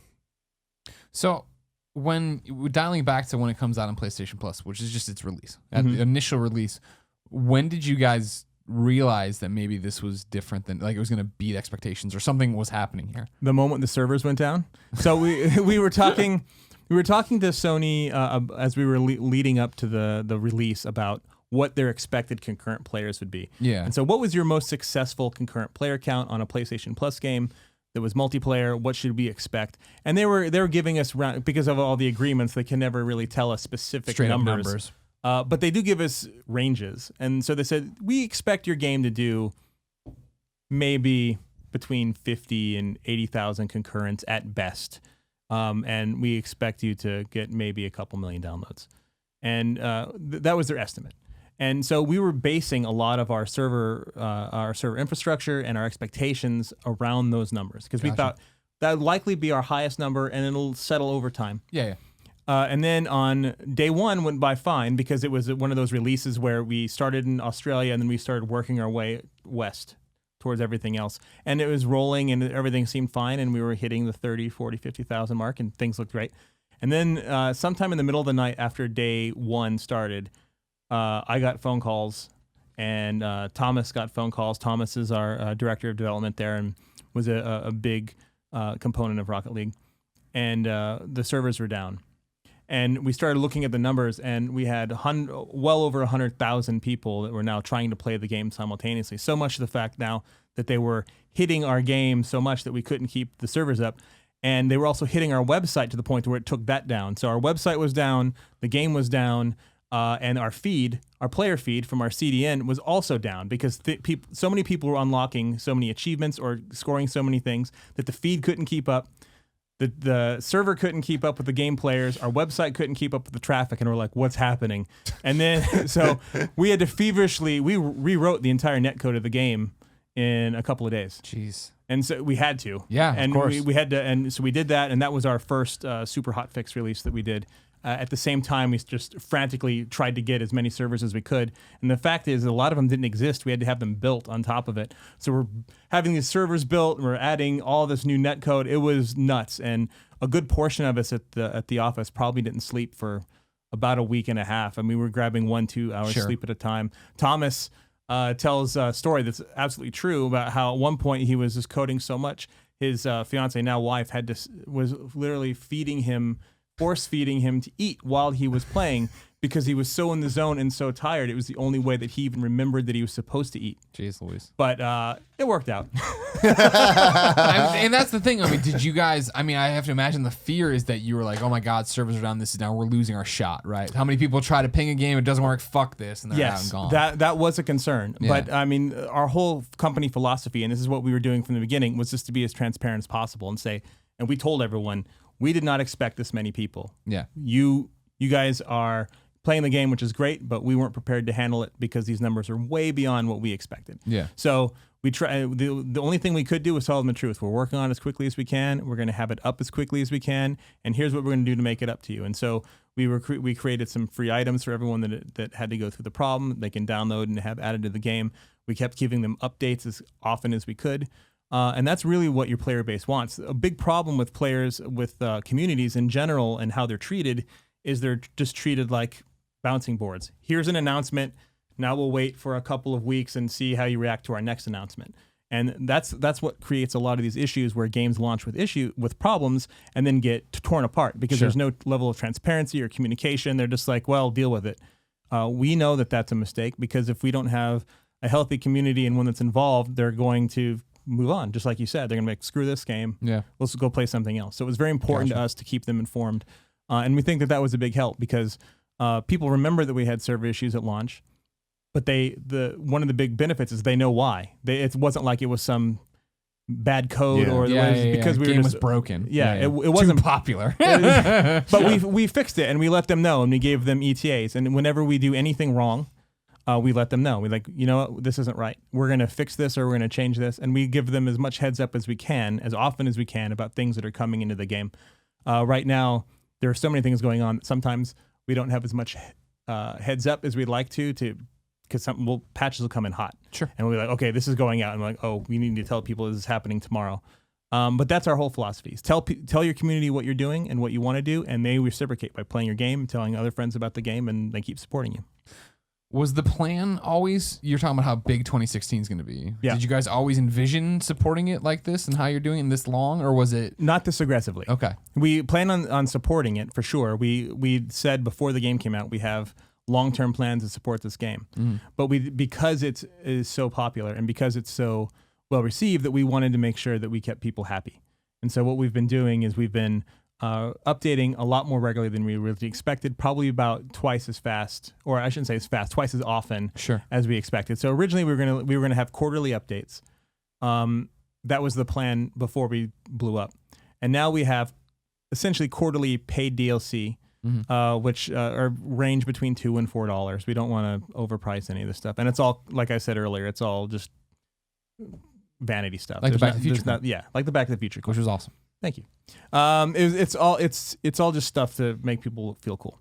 But then in terms of regular updates, quality of life updates, new game modes, we've been doing those 2 to 3 times a quarter, depending on how aggressive the mode is. Sure. And that is our plan right now, to at least have one, because I don't want to overpromise. Some of these are a lot of work. At least one major new thing every quarter in addition to the paid DLC. So the most recent thing obviously was the mutators, and now we just launched our season 2, which is our competitive thing, where we've changed a bunch of ways that our competitive side works, and we did item drops, and now we have a couple of game modes that we're working on that are really cool, and it'll hurt our whole like check it out if I say too much about it. Of course. But they're really cool. They're totally different than what your people are playing with now. Okay.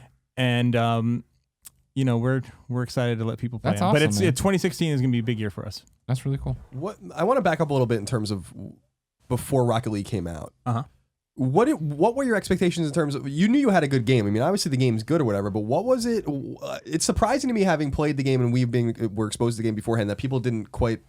It's just surprising me that people didn't understand that this game was going to be huge. Like I kind of found that it was obvious. Like it was almost self-apparent. Like it was just like, this game's going to be huge. And how did you find like evangelical people before and after the game came out? Like, how does that kind of help in terms of, because we were talking a little bit about GameSpot, who seems to be like super evangelical. And I'm talking about Big Alex. I'm not talking about people like us, but I'm talking about like big tastemakers out there. Right. Did you anticipate that you guys were going to kind of resonate with them too? Because it seems like, I'm surprised when I see outlets that don't talk about Rocket League or don't play it, because it's such a phenomenon. It's really part of the zeitgeist right now of games. Anticipate, no. Hope, yes. So what we did is, our whole approach was, we debuted the game on PlayStation at PSX, the first one, where we were there and you guys dropped by, or Colin did. You had an engagement, but you got to check it out later. Well, that's the one when he came back. He's Yeah. like, Dunham's new game's awesome. Like, what is it again? He's like, soccer, but with cars. Yeah. Like, that sounds not like a game I'd want to play. And that's why it didn't necessarily take off, right? It's because when you hear soccer with cars, there's either the people that don't like soccer, Mm-hmm. that they just don't think it's their kind of sport, or they don't like cars, or they have an idea of how car games or soccer games currently work, and there's this expectation in their head of how it would most likely work, versus how the game actually works. Sure. And so that was one of the big hurdles. Plus, Rocket League is actually a sequel to the first game, Supersonic Acrobatic Rocket Power Battle Cars, and that wasn't something that was commercially well known. But I those wonder who, why. Yeah, that's why we shortened the name, obviously. But those that did know, the folks in the media, remember that game only had between high 6s to mid 7s in most reviews, a couple of 8s, but they didn't think that it was this huge Force. game, Yeah, right? yeah. What they didn't realize, and what they didn't understand, is that even though the original reviews weren't that strong, it was a different time. It came out in 2008, which you guys are part of the games media then. In 2008, PlayStation Network games were not very strongly promoted by anyone. Mm-hmm. The company didn't have any budget to tell anyone about it. PlayStation Network games, again, were written off usually as just a set of side games. Twitch and YouTube had not taken off on a huge level yet. It was getting there. Yeah. Twitch didn't exist. And gaming culture as a whole was not yet accepted as part of the mainstream like it is now. Yeah. And so there are a lot of different factors in how that game was perceived versus how that game could now get viral this time. So to answer your question, is what we did is once people, once we had a build that we could actually give people, which we started doing betas around PS. We started with alphas and betas in the PC, but once we got really close to finishing, we moved it to PS4. We just told streamers, any streamer who wants to play this game, let us know, we'll send you a code. Because to us, that was the best way just to try it, is to get it in front of these people and let them try it and see what happens. And that we had no money. We couldn't advertise. We couldn't do anything. So our entire marketing campaign was completely based on faith in the game and using the right set of promotional tools outside of ourselves to help get the word out. Yeah, because you came on Beyond when we were still there, right? Yeah. And came on and said, if you want this on there, you have to tweet us, let us know. And everybody did. And then you came back and put people in the beta and Yeah, and that was the beginning of understanding there was an audience on PS4. Yeah.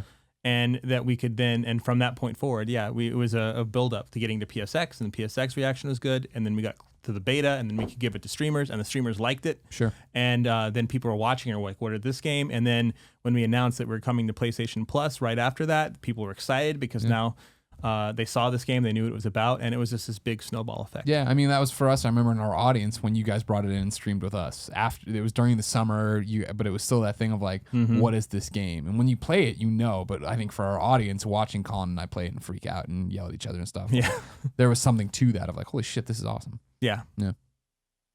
Got some questions from the audience here. Sure. We got Rusty Shackleford. He says, if I dislike soccer and have held out on playing Rocket League this far, what's the deal? How can you sell me on it? I just did. There you go. I just did.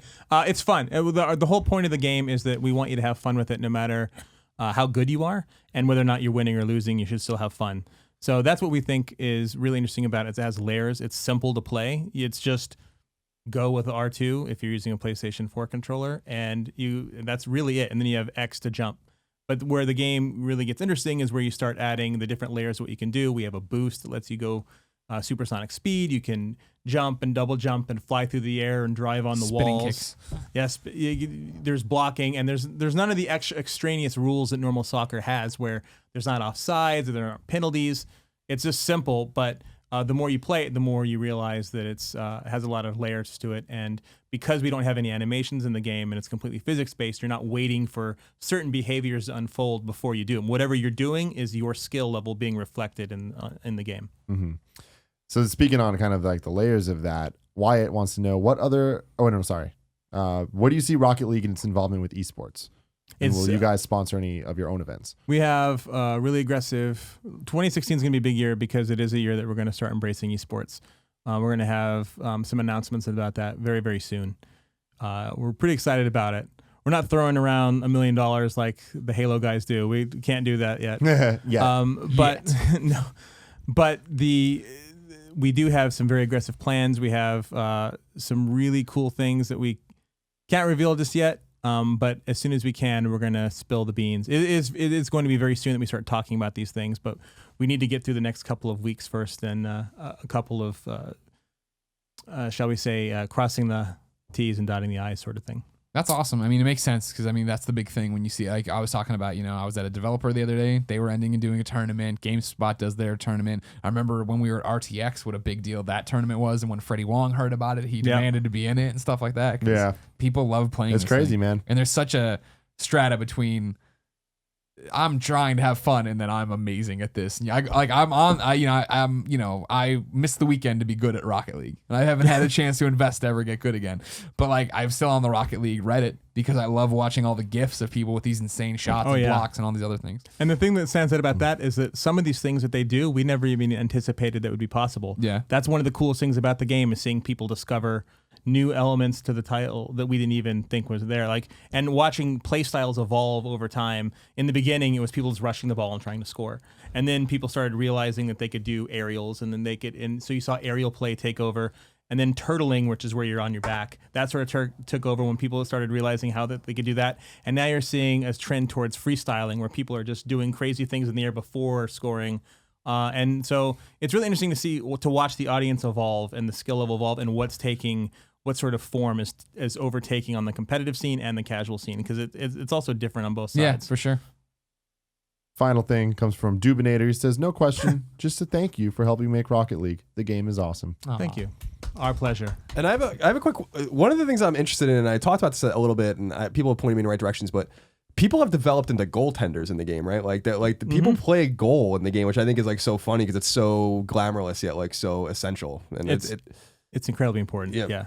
And then that's sort of that's one of the elements of the game that is truly organic about it, is that the roles aren't assigned. We don't tell people you're a goalie and you're a forward and you're a wingman. We don't do anything like that. We're just play and you figure it out. And the teams over time have now realized how important certain positions are and do it themselves. And different teams have different styles. And but what's really great about it is that you now have this whole subset of goaltending players that do things that are absolutely unbelievable in terms of how they can get to the ball at the last second, and they can block it with just the butt end of their car. I mean, some of these things are really spectacular, and our office watches it together whenever there's a big tournament streaming, and we freak out about it because we ourselves don't even anticipate some of the things that are going on in the game. So it's really cool watching the players just come up with these new techniques. And there was a point where we would do developers play against top players, and we would hold our own and win 50% of the time. We always lose now. They're so good. That's a good so sign. Good. Yeah. All right. Final topic of the day. Leaving the industry side to go to the game side. Yeah. Now, you're in a pretty unique position in that you're at IGN for so long. How long were you at IGN? 10 years. Oh my God. 10 years I was there. 99 to 2009. Before they had televisions. Drop in the water. Just drop in the bucket. Right. I mean, just talk about it. Like, how is it, and like what are the major Like, do you miss differences it? and stuff? I miss the people. Yeah. So my last day at IGN was very hard on me, not because I was leaving the job, but because I was leaving you and Colin and Chris Roper and Hillary Goldstein and Fran Mirabella and Matt Casamassina and all those other guys that we had worked with for so long, because it felt like a true family. And that's the hardest part. I actually prefer this side of the job much more because I get to enjoy games as an observer. I don't know a whole bunch of things about games before they come out, which is took away from things like RPGs, which I love to play, and horror games and story-based games. And now I can just start from the beginning. I can choose how involved I am in the trailers and the unveiling of them. So I actually prefer it quite a bit. And I have a direct hand in how games are made, which is, as someone who likes to write and likes to create, is a really good feeling when here's evidence of something I've done and other people are enjoying it on multiple levels, be it game design or a story or just the overall direction of certain elements of the game. I mean, those are all different things that I've been involved with since I left. Well, and worth pointing out, you wrote Unit 13. I did. Yeah, for Vita. I did. And that was a great experience for me because I learned a lot about how just how much work goes into a story-based game and how many different variables you have to account for. And there were 20,000 lines of dialogue for that game, and we used like 500. But it's okay. We learned a lot in the process, and we had all of these things to choose from, and there was a lot involved in being able to be there for the VO recording and working with the director, and it was a fantastic experience. And I got to meet lots of people involved in the Hollywood industry that were there that were also giving us pointers on how to record good VO and make good dialogue. And so I was really happy. Every little element of each game that I work on has taught me something new, which is I think the sign of a good industry to be a part of, where no matter what you're doing, you're always learning something. Agreed. Yeah. Got a couple questions from the good old audience here. David Hanna wants to know, how much Beyond did you listen to after you left IGN?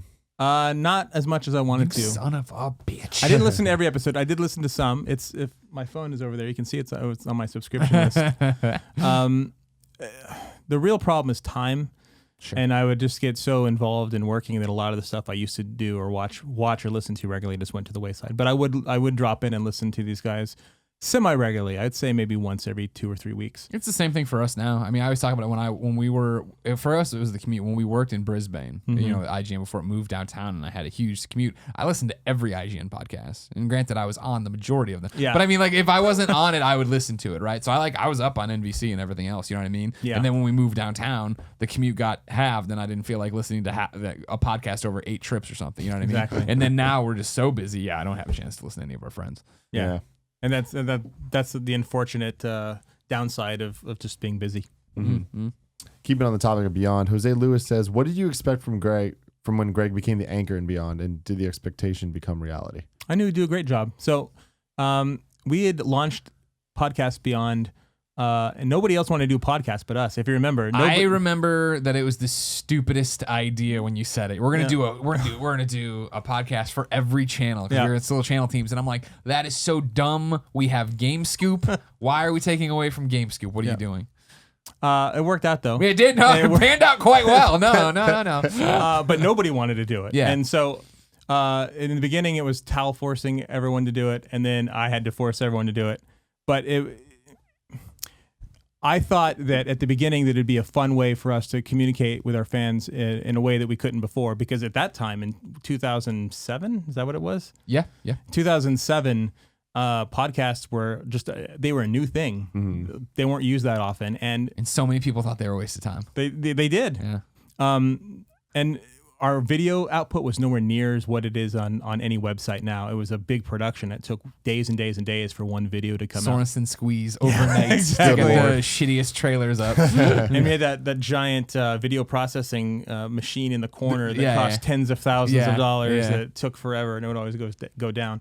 But it was an opportunity for us. It was a nice way for us to reach out, and we were looking at teams like the Nintendo team, Matt and at the time it was Matt and Bozon and Craig Harris, and that was it. Yeah, right? I don't think Damon had swung over yet. No. He was still on the news. Yeah, and they had a really good connection with their fans because they would just at the time they would find other ways to communicate them outside of our forums, and our PlayStation fans were just as interested, and so it was a really good opportunity for us. And the first episode was myself, Greg, Chris Roper and Jeff Haynes. And I knew the second that we were in the groove, which didn't take long because we worked together all the time, but it felt good. It felt like a good episode that Greg would do very well and that all of us would do a pretty good job of explaining what we need to do. Greg was obviously the standout because he is a lot more personable than any of the other folks on the show. We were more about like getting the work done, and some of us didn't want to be there. But I always talk about it, right? Well, the reason I'm Greg Miller, or at least the Greg Miller, and I've had the success I've had, right, is that I was injected into IGN right as the old guard was starting to burn out. Yeah. And there was that thing where, Colin and Clements and everybody else followed by 4 months, 5 months later, you know what I mean? But I was that tip of the sword where Damon was there and he kind of needed a cohort because he wanted to do all this video and podcasty stuff, but he had lost David, he had lost Kathleen, all these people. And then I got there and I was like, this is all I've ever wanted to do. I'll do everything. And I was doing SmackDown videos at 2 a.m. on Friday nights and stuff, you know what I mean? And it was the thing of like, when you put me in front of the microphone, I was the only person in that room, right, who had literally been on the outside 2 months before listening to podcasts and knew what they meant and what I liked about podcasts. And also you had it built in that you were just somebody who was interesting. The reason I hired Greg is because, and you were bringing it up earlier in the show that we did this morning, and that's that we had so many applications coming through. I would read them all. I would read every application we got because whoever I was going to hire to the editorial team was very important, especially when they were working directly on my team, where at the time was just the PlayStation team.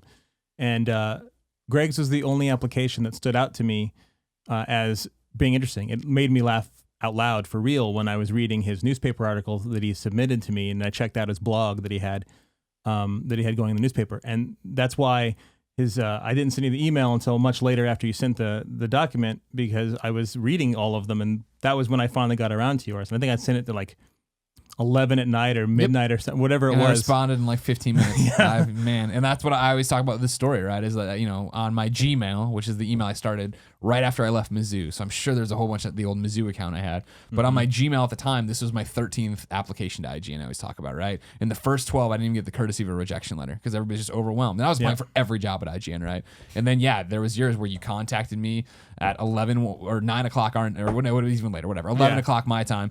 And I responded. We did the interview the next day at lunch, and then I was hired on the road that day at 6 p.m. So it was like my life, my dreams all came true overnight. And I always talk about, like, in the interview with you and Roper, I remember, and I'm pacing in the basement of the newspaper talking to you or whatever. There was a moment where I did what I've been doing on my blog on the blog for the thing. And you said, yeah. And I heard you guys shuffle papers. And you're like, we have them in front of us. And I was like, damn, like, that's awesome. I never thought they would have read them or anything like that. And then do you remember the question? I don't. The question was, we have them in front of us. Tell us, is this a character you do or is this really you? And I was like, sirs, that is the most me I do at this place. Because everything else was, I'm like trying to be stoic and cover whatever I'm covering for the newspaper. But the column and the blogs were my chance to be me. And so to get out there and have you read them already, that blew my mind. Well, it showed, and you can tell talent when you read it, and that's part of what just got him in the door, and why he took off, and why he did a good job of Beyond. Because once he was part of the team, energy and enthusiasm is infectious too. Other people just now want to get involved and like, I want to be as excited as you are and talk about these things. And so once that was within your hands, knowing you guys as I do, I knew it would be fine.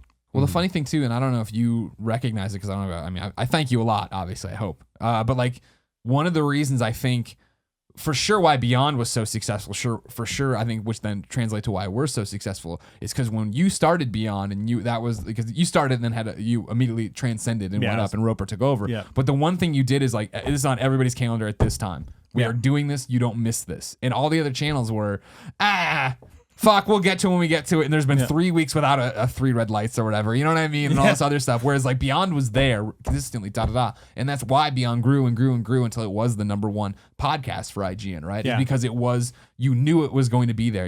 Granted, it was like easy in a way because once you say that and you do that, you know that. You know what I mean? And GameScoop couldn't be that because Damon was trying to get herd cats together to go do it. You know what I mean? And then the other channels all had their own thing. But like you established that, which then we carried over for Beyond. When I took over, I carried over for Beyond. And then it's something we do here, right? Where like Colin and Greg Live is this day, and like the days at least we sometimes have to be more malleable. There's only 5 of us. So the moral of the story for everyone listening is, if you create a schedule and stick to it, you will become famous. Exactly. You'll become I mean, super that's successful. very true. I mean, I honestly, like, I've seen that time and time again. Consistency, happen. right? Yeah. I mean, Yes. that was the thing of like, you know, I always talk about it with Beyond when Roper left, or I took over, and it was, you know, me, Clements, and Colin. I always talk about it. People always talk about like, oh, you guys were so great on Beyond and this, that, and the other. I'm like, yeah, but if you remember, Roper leaves in the 110s, and it wasn't until 150 where I was like, here's the logo, this is the show, we have a vibe, and that's when it felt like everything was clicked into place. Because it was weird to go from being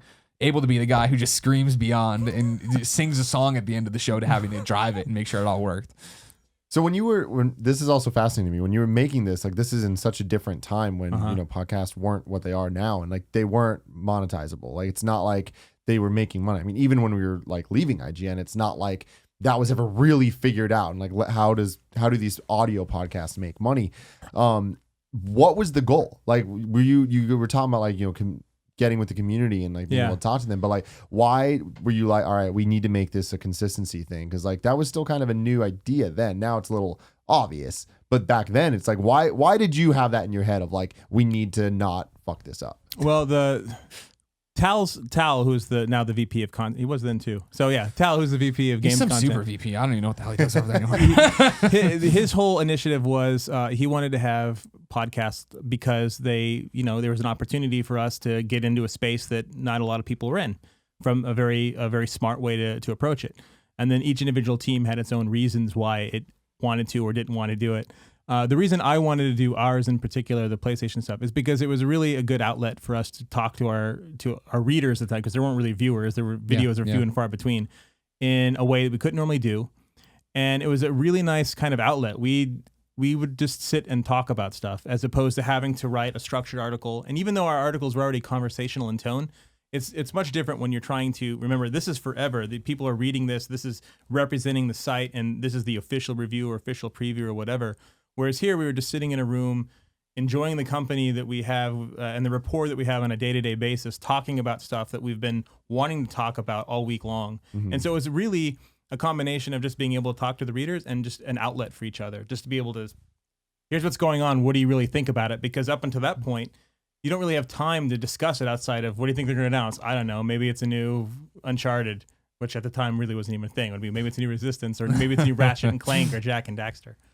So it really depended. It was a great way to connect. I mean, because you figure like at the time, IGN did not have comments on articles. You know what I mean? No. There was the mailbag, so maybe you're able to talk to 5 readers or whatever a day or whatever. You know what I mean? Or then even the boards, we see it already on our kindafunny.com/forum, where you go in to do this, right, and it's like we know how hard it is to get somebody to click on a link. You know what I mean? To get somebody to go into IGN's boards at the time, sign up for them, have a conversation with you about what's happening in PlayStation. Yep. It didn't work out that way. And I remember when it was like, you published an article or a review, and you took the link and you went to the boards and you pushed it into the boards yourself. Yeah. Like, hey, this is up. Go watch. Go look at it. So like I'll never forget when we started Beyond, and like how crazy it was when like the kid wrote in. He's like, "Can I be the official fencer of Podcast Beyond?"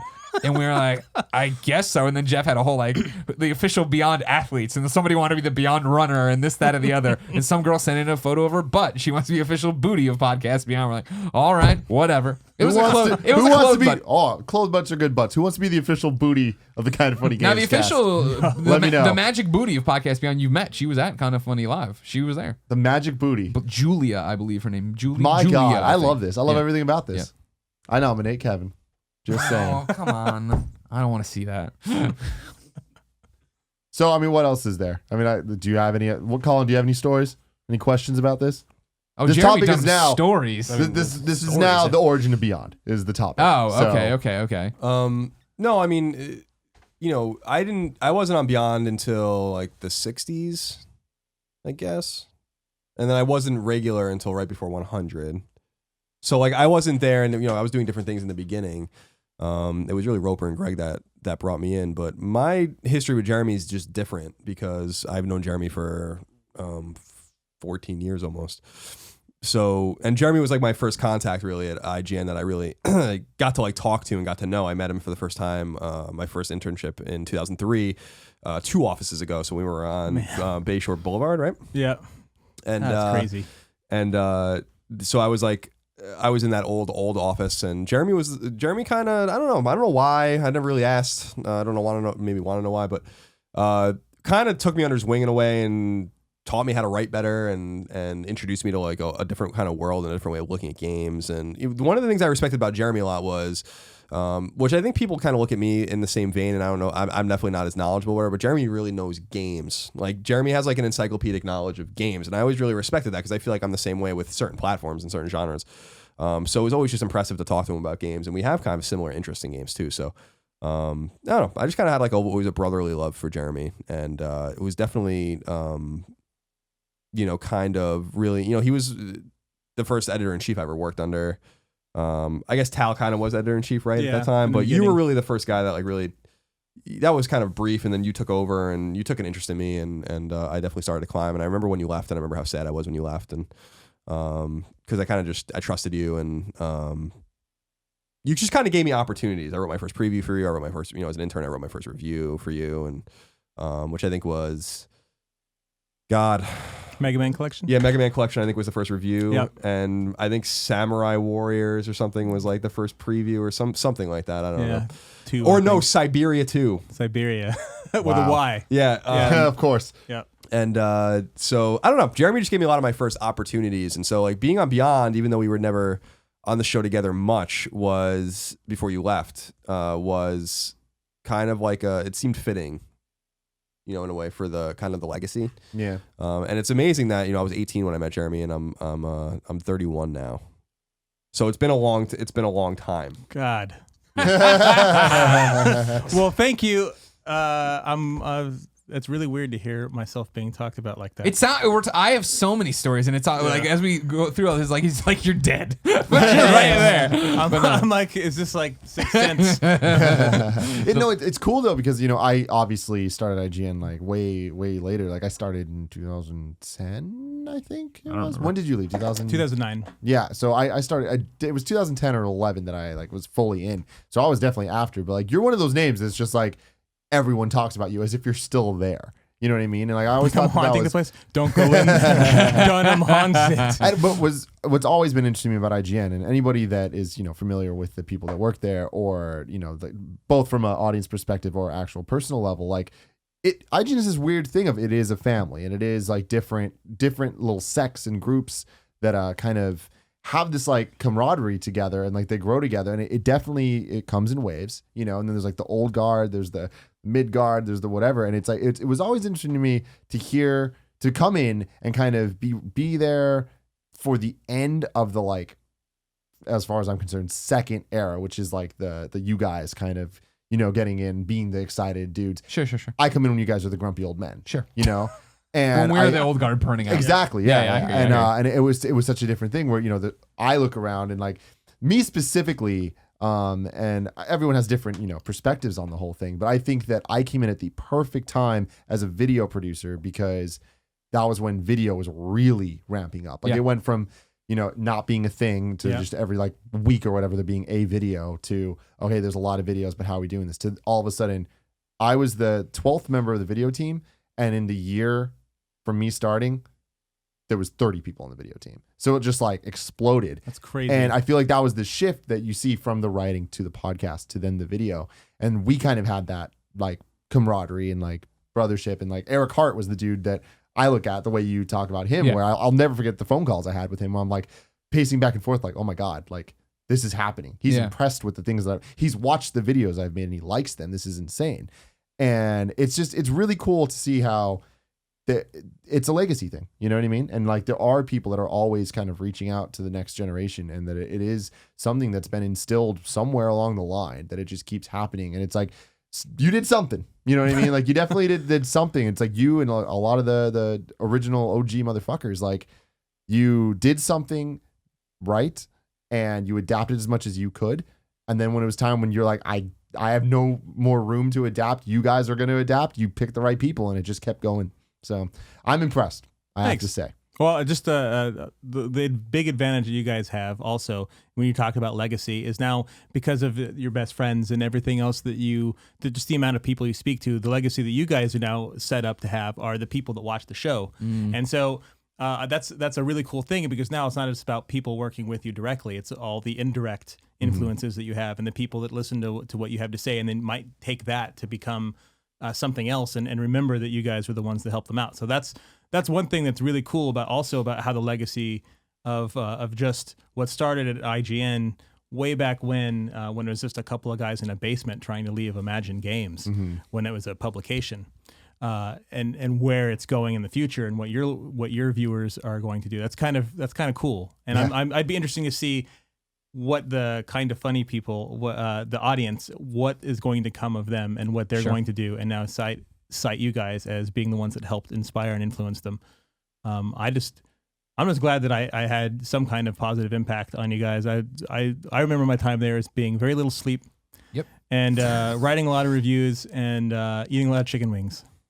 That's about the whole thing. I remember It's overall good time. that day one with you as my boss. I remember set the tempo of like, you're like, all right, cool. When you get here, like, I'll check in with you. And I got there and Roper came down. He's like, Dunham's in meetings. I'll walk you around. And Roper just walked around flipping his lighter, and this is that, and this is that, this is that. And he's like, put your bag down. Here's a notebook and pen. You have a demo. And he shoved me in the demo room, and it was people showing me a new controller. And in the middle of it, he comes in. He's like, yeah, we already covered this. You don't need to worry about it. I was like, all right. And I remember it was going to be, and I'm like, so am I going to talk to Jeremy? Because you're the only guy I talk. Am I going to talk to Jeremy? And Roper's like, yeah, he'll be out of meetings eventually. He'll take you to lunch. No big deal. I'm like, all right, cool. And at like 2:30, you finally showed up. You're like, how's the first day? And I'm like, I'm hungry. I'm like, See, that's so funny, because like, again, the legacy thing for me, my first day I come in and I just get a call that said, I got a voicemail that just said, hey, report to Fran Mirabella. I'm like, all right, cool. I go in, I start asking, they're like, yeah, just wait here, whatever. And I'm like, every woman that walks by, I'm just like, is this Fran? Is this Fran? Random comes. Eventually Eric Hart comes up, he's like, Tim? I'm like, yeah. He's like, Fran ain't coming. I'm like, what do you mean Fran ain't coming? It's like, first off, Fran's a man. Second off, like, he is just elusive, and you'll meet him one day. Yeah. Oh, man. Yeah, I think the one cool thing that I walked away from, I walked away with a lot of cool things from IGN, because we wouldn't be here without them, and the opportunities that were given to us by a lot of people there. But the legacy of IGN PlayStation specifically is, I think, what drives at least the three of us and certain other people. So like the legacy of Jeremy and kind of the old guard through Roper, and then you, and then Jeff and Clements and me, the site basically died with me in terms of it being the way it used to. The old school PlayStation like team the way vibe. like when we left, that whole mentality is over. As far as I can tell, which is fine. I mean, that's the way the internet goes, but it's interesting that that's our through line with each other. Sure. And also, I think, obviously I always look at the Podcast Beyond we did as like kind of the golden era of the show, just in a selfish way, because it was ours. Like the way we did our show, which we now do. P.S. I Love You. It's not to say the show is any less valid now or any less popular, because it isn't. But like, I look back on those things, and I'm like, there are things that bind us, the hard work that, like, it's like building a foundation and then building on top of it 4x4 or whatever, to where, it still exists. It always exists in perpetuity, but it really did live and die with only like 7 or 8 of us. And that's it. And we're the only ones that could ever understand that.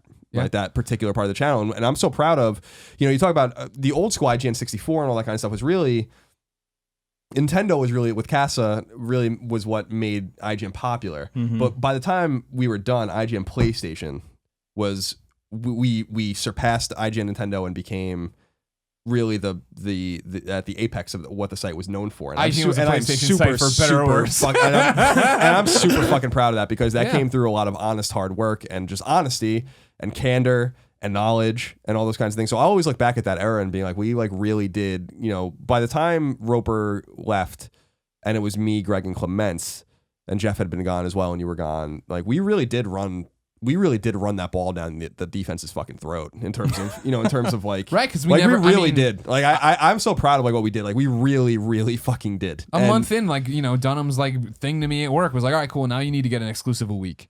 And I was like, oh shit, fuck, you know what I mean? And I remember thinking that was gonna be hard, and then I'd call somebody like, you have a new PSP game, can I get exclusive screens? They're like, yeah, how many you want? I'm like, as many as you'll get, you know what I mean? But like, it was that thing where it's like, because back in our day, it was right, like, PlayStation team versus Nintendo versus Xbox, and you did compete for traffic and who was doing better and who had the most exclusives. And that was the thing, is like, you imparted that, you and Roper already had that, you imparted it into me, I imparted it into Colin, Clements was already imparted with that, you know what I mean? And it's like, so even when everybody else is like, that's not who we are anymore, like, the fuck we aren't. How many goddamn exclusives can we get this week? Yeah, that was the thing, is that they wanted us to let go for a long time, I think, and we just wouldn't. And I think with a wink and a nod, it kind of was like for the best for everyone, because I think they realized, you know, who the hell knows really? But to me, it's like, you know, to me, I was like, no.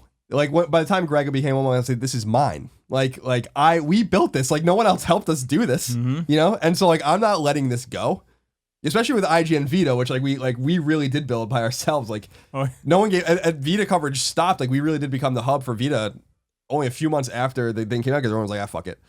And we were like, no way, we're reviewing every game. Star Drone Extreme reviewed.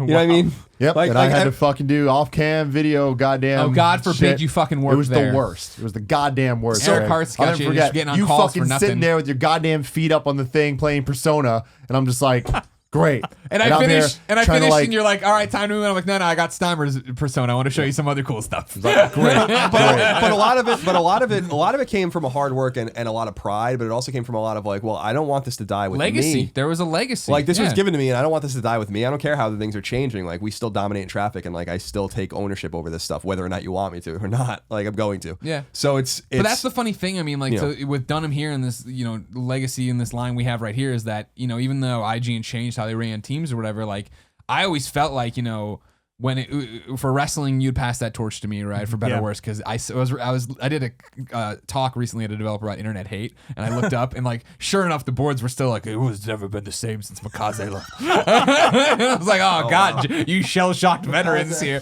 But it was the same with PlayStation, where I came in as that young guy, and you totally like introduced me to everyone there, and then like I went up with those people. Like that was always the thing. By the time I got there, and other people were like, man, how are you getting exclusives on this, that, and the other? I'm like, well, I've been with I remember when me and this PR girl were at the bottom, and now she's working on Uncharted 3. So it's like, of course they're gonna want, you know, we help each other out. But even when that changed or whatever, like that PlayStation relationship is still a relationship we have because of that. You know what I mean? Like it's just like the way we try to make the trains run on time here, and there's always gonna be a fucking podcast. Probably not always gonna be a Colin and Greg Live, obviously, because that's a different kind of show and a different thing.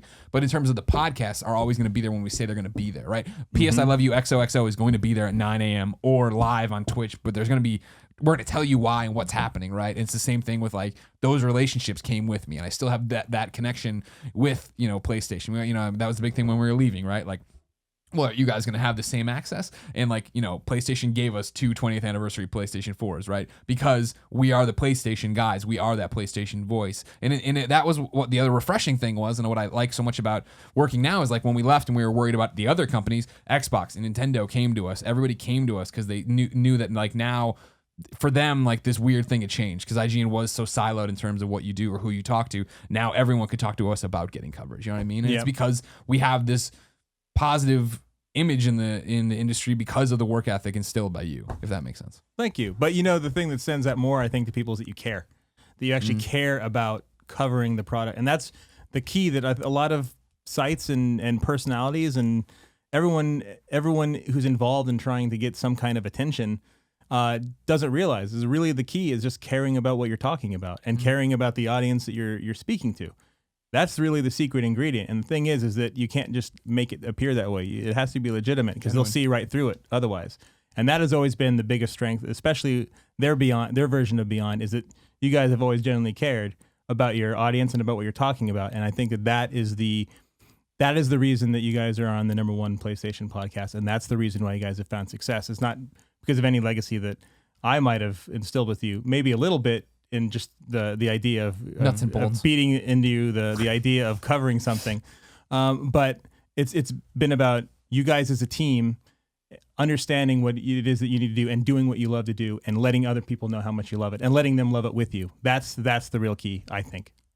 Definitely. That's a great place to stop. Ladies and gentlemen, that topic brought to you by Loot Crate. Loot Crate is a monthly subscription box service for epic geek and gamer items and pop culture gear. For less than $20 a month, you get 48 items that include licensed gear, apparel, collectibles, unique one-of-a-kind items, and more. Make sure to head to lootcrate.com/KFGames and enter code KFGames to save $3 on any new subscription. Loot Crate's more than just a subscription service. It's an entire community of fans that share their experience and interact with each other around the unboxing of each month's crate, and they guarantee at least $40 value in every crate, sometimes way more than that. Every month there's a different theme, and all items are curated around that theme. This month's theme is Versus, celebrating some of the greatest rivalries in pop culture, including, but not limited to, Dark Knight versus Man of Steel, Alien versus Predator, Spock versus Mirror Universe Spock, Daredevil versus Punisher and Harley Quinn versus ... everyone. Our exclusive Harley items has no allegiance. Yeah, See. no, She's no, crazy. she's just- She'll go anywhere and fight. crazy. Okay. Our exclusive items include something you can display, something you can wear, and something you can use. And don't forget our tea and loot pin. Remember, you only have until the 19th at 9 p.m. Pacific to subscribe and receive that month's crate. And when the cutoff happens, that's it, Jack. It's over. So go to lootcrate.com/KFGames and enter code KFGames to save $3 on your new subscription today. Thank you. Thank you very much. Thanks for having me. You've been a great guest. This has been a great episode. I always love episodes that don't go how I have them planned. Oh, sure. Because then you know it's like, all right, this conversation went was somewhere great. good. Yeah. So thank you for that. Thank Thanks you for for having everything. me. Thank you for making these guys fucking awesome guys because they're helping me become an awesome guy. You are an and it's awesome all guy. great. Oh, shucks, great. I'll take the credit, but it's all them. Where can people find you? They can find me at Dunham Smash, but more importantly, they can find our game at Rocket League and rocketleaguegame.com and on YouTube /Rocket League Game. There you go. Heard it there, motherfuckers. Till next time. I love you.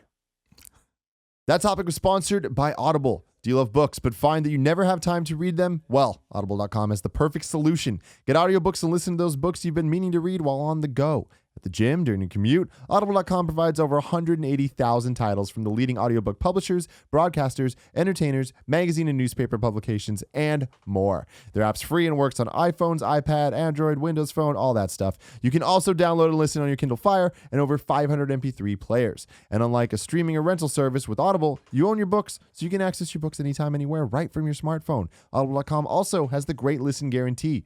If you decide you don't like the book you choose, don't worry. You can exchange anytime. If you're not happy, you'll get another one. It's great. No questions asked. And just for listeners, Audible.com is offering a free 30-day trial membership. Go to audible.com/KFGames today to start your free trial. Again, show your support for Kind of Funny Games and get a free 30-day trial at audible.com/KFGames.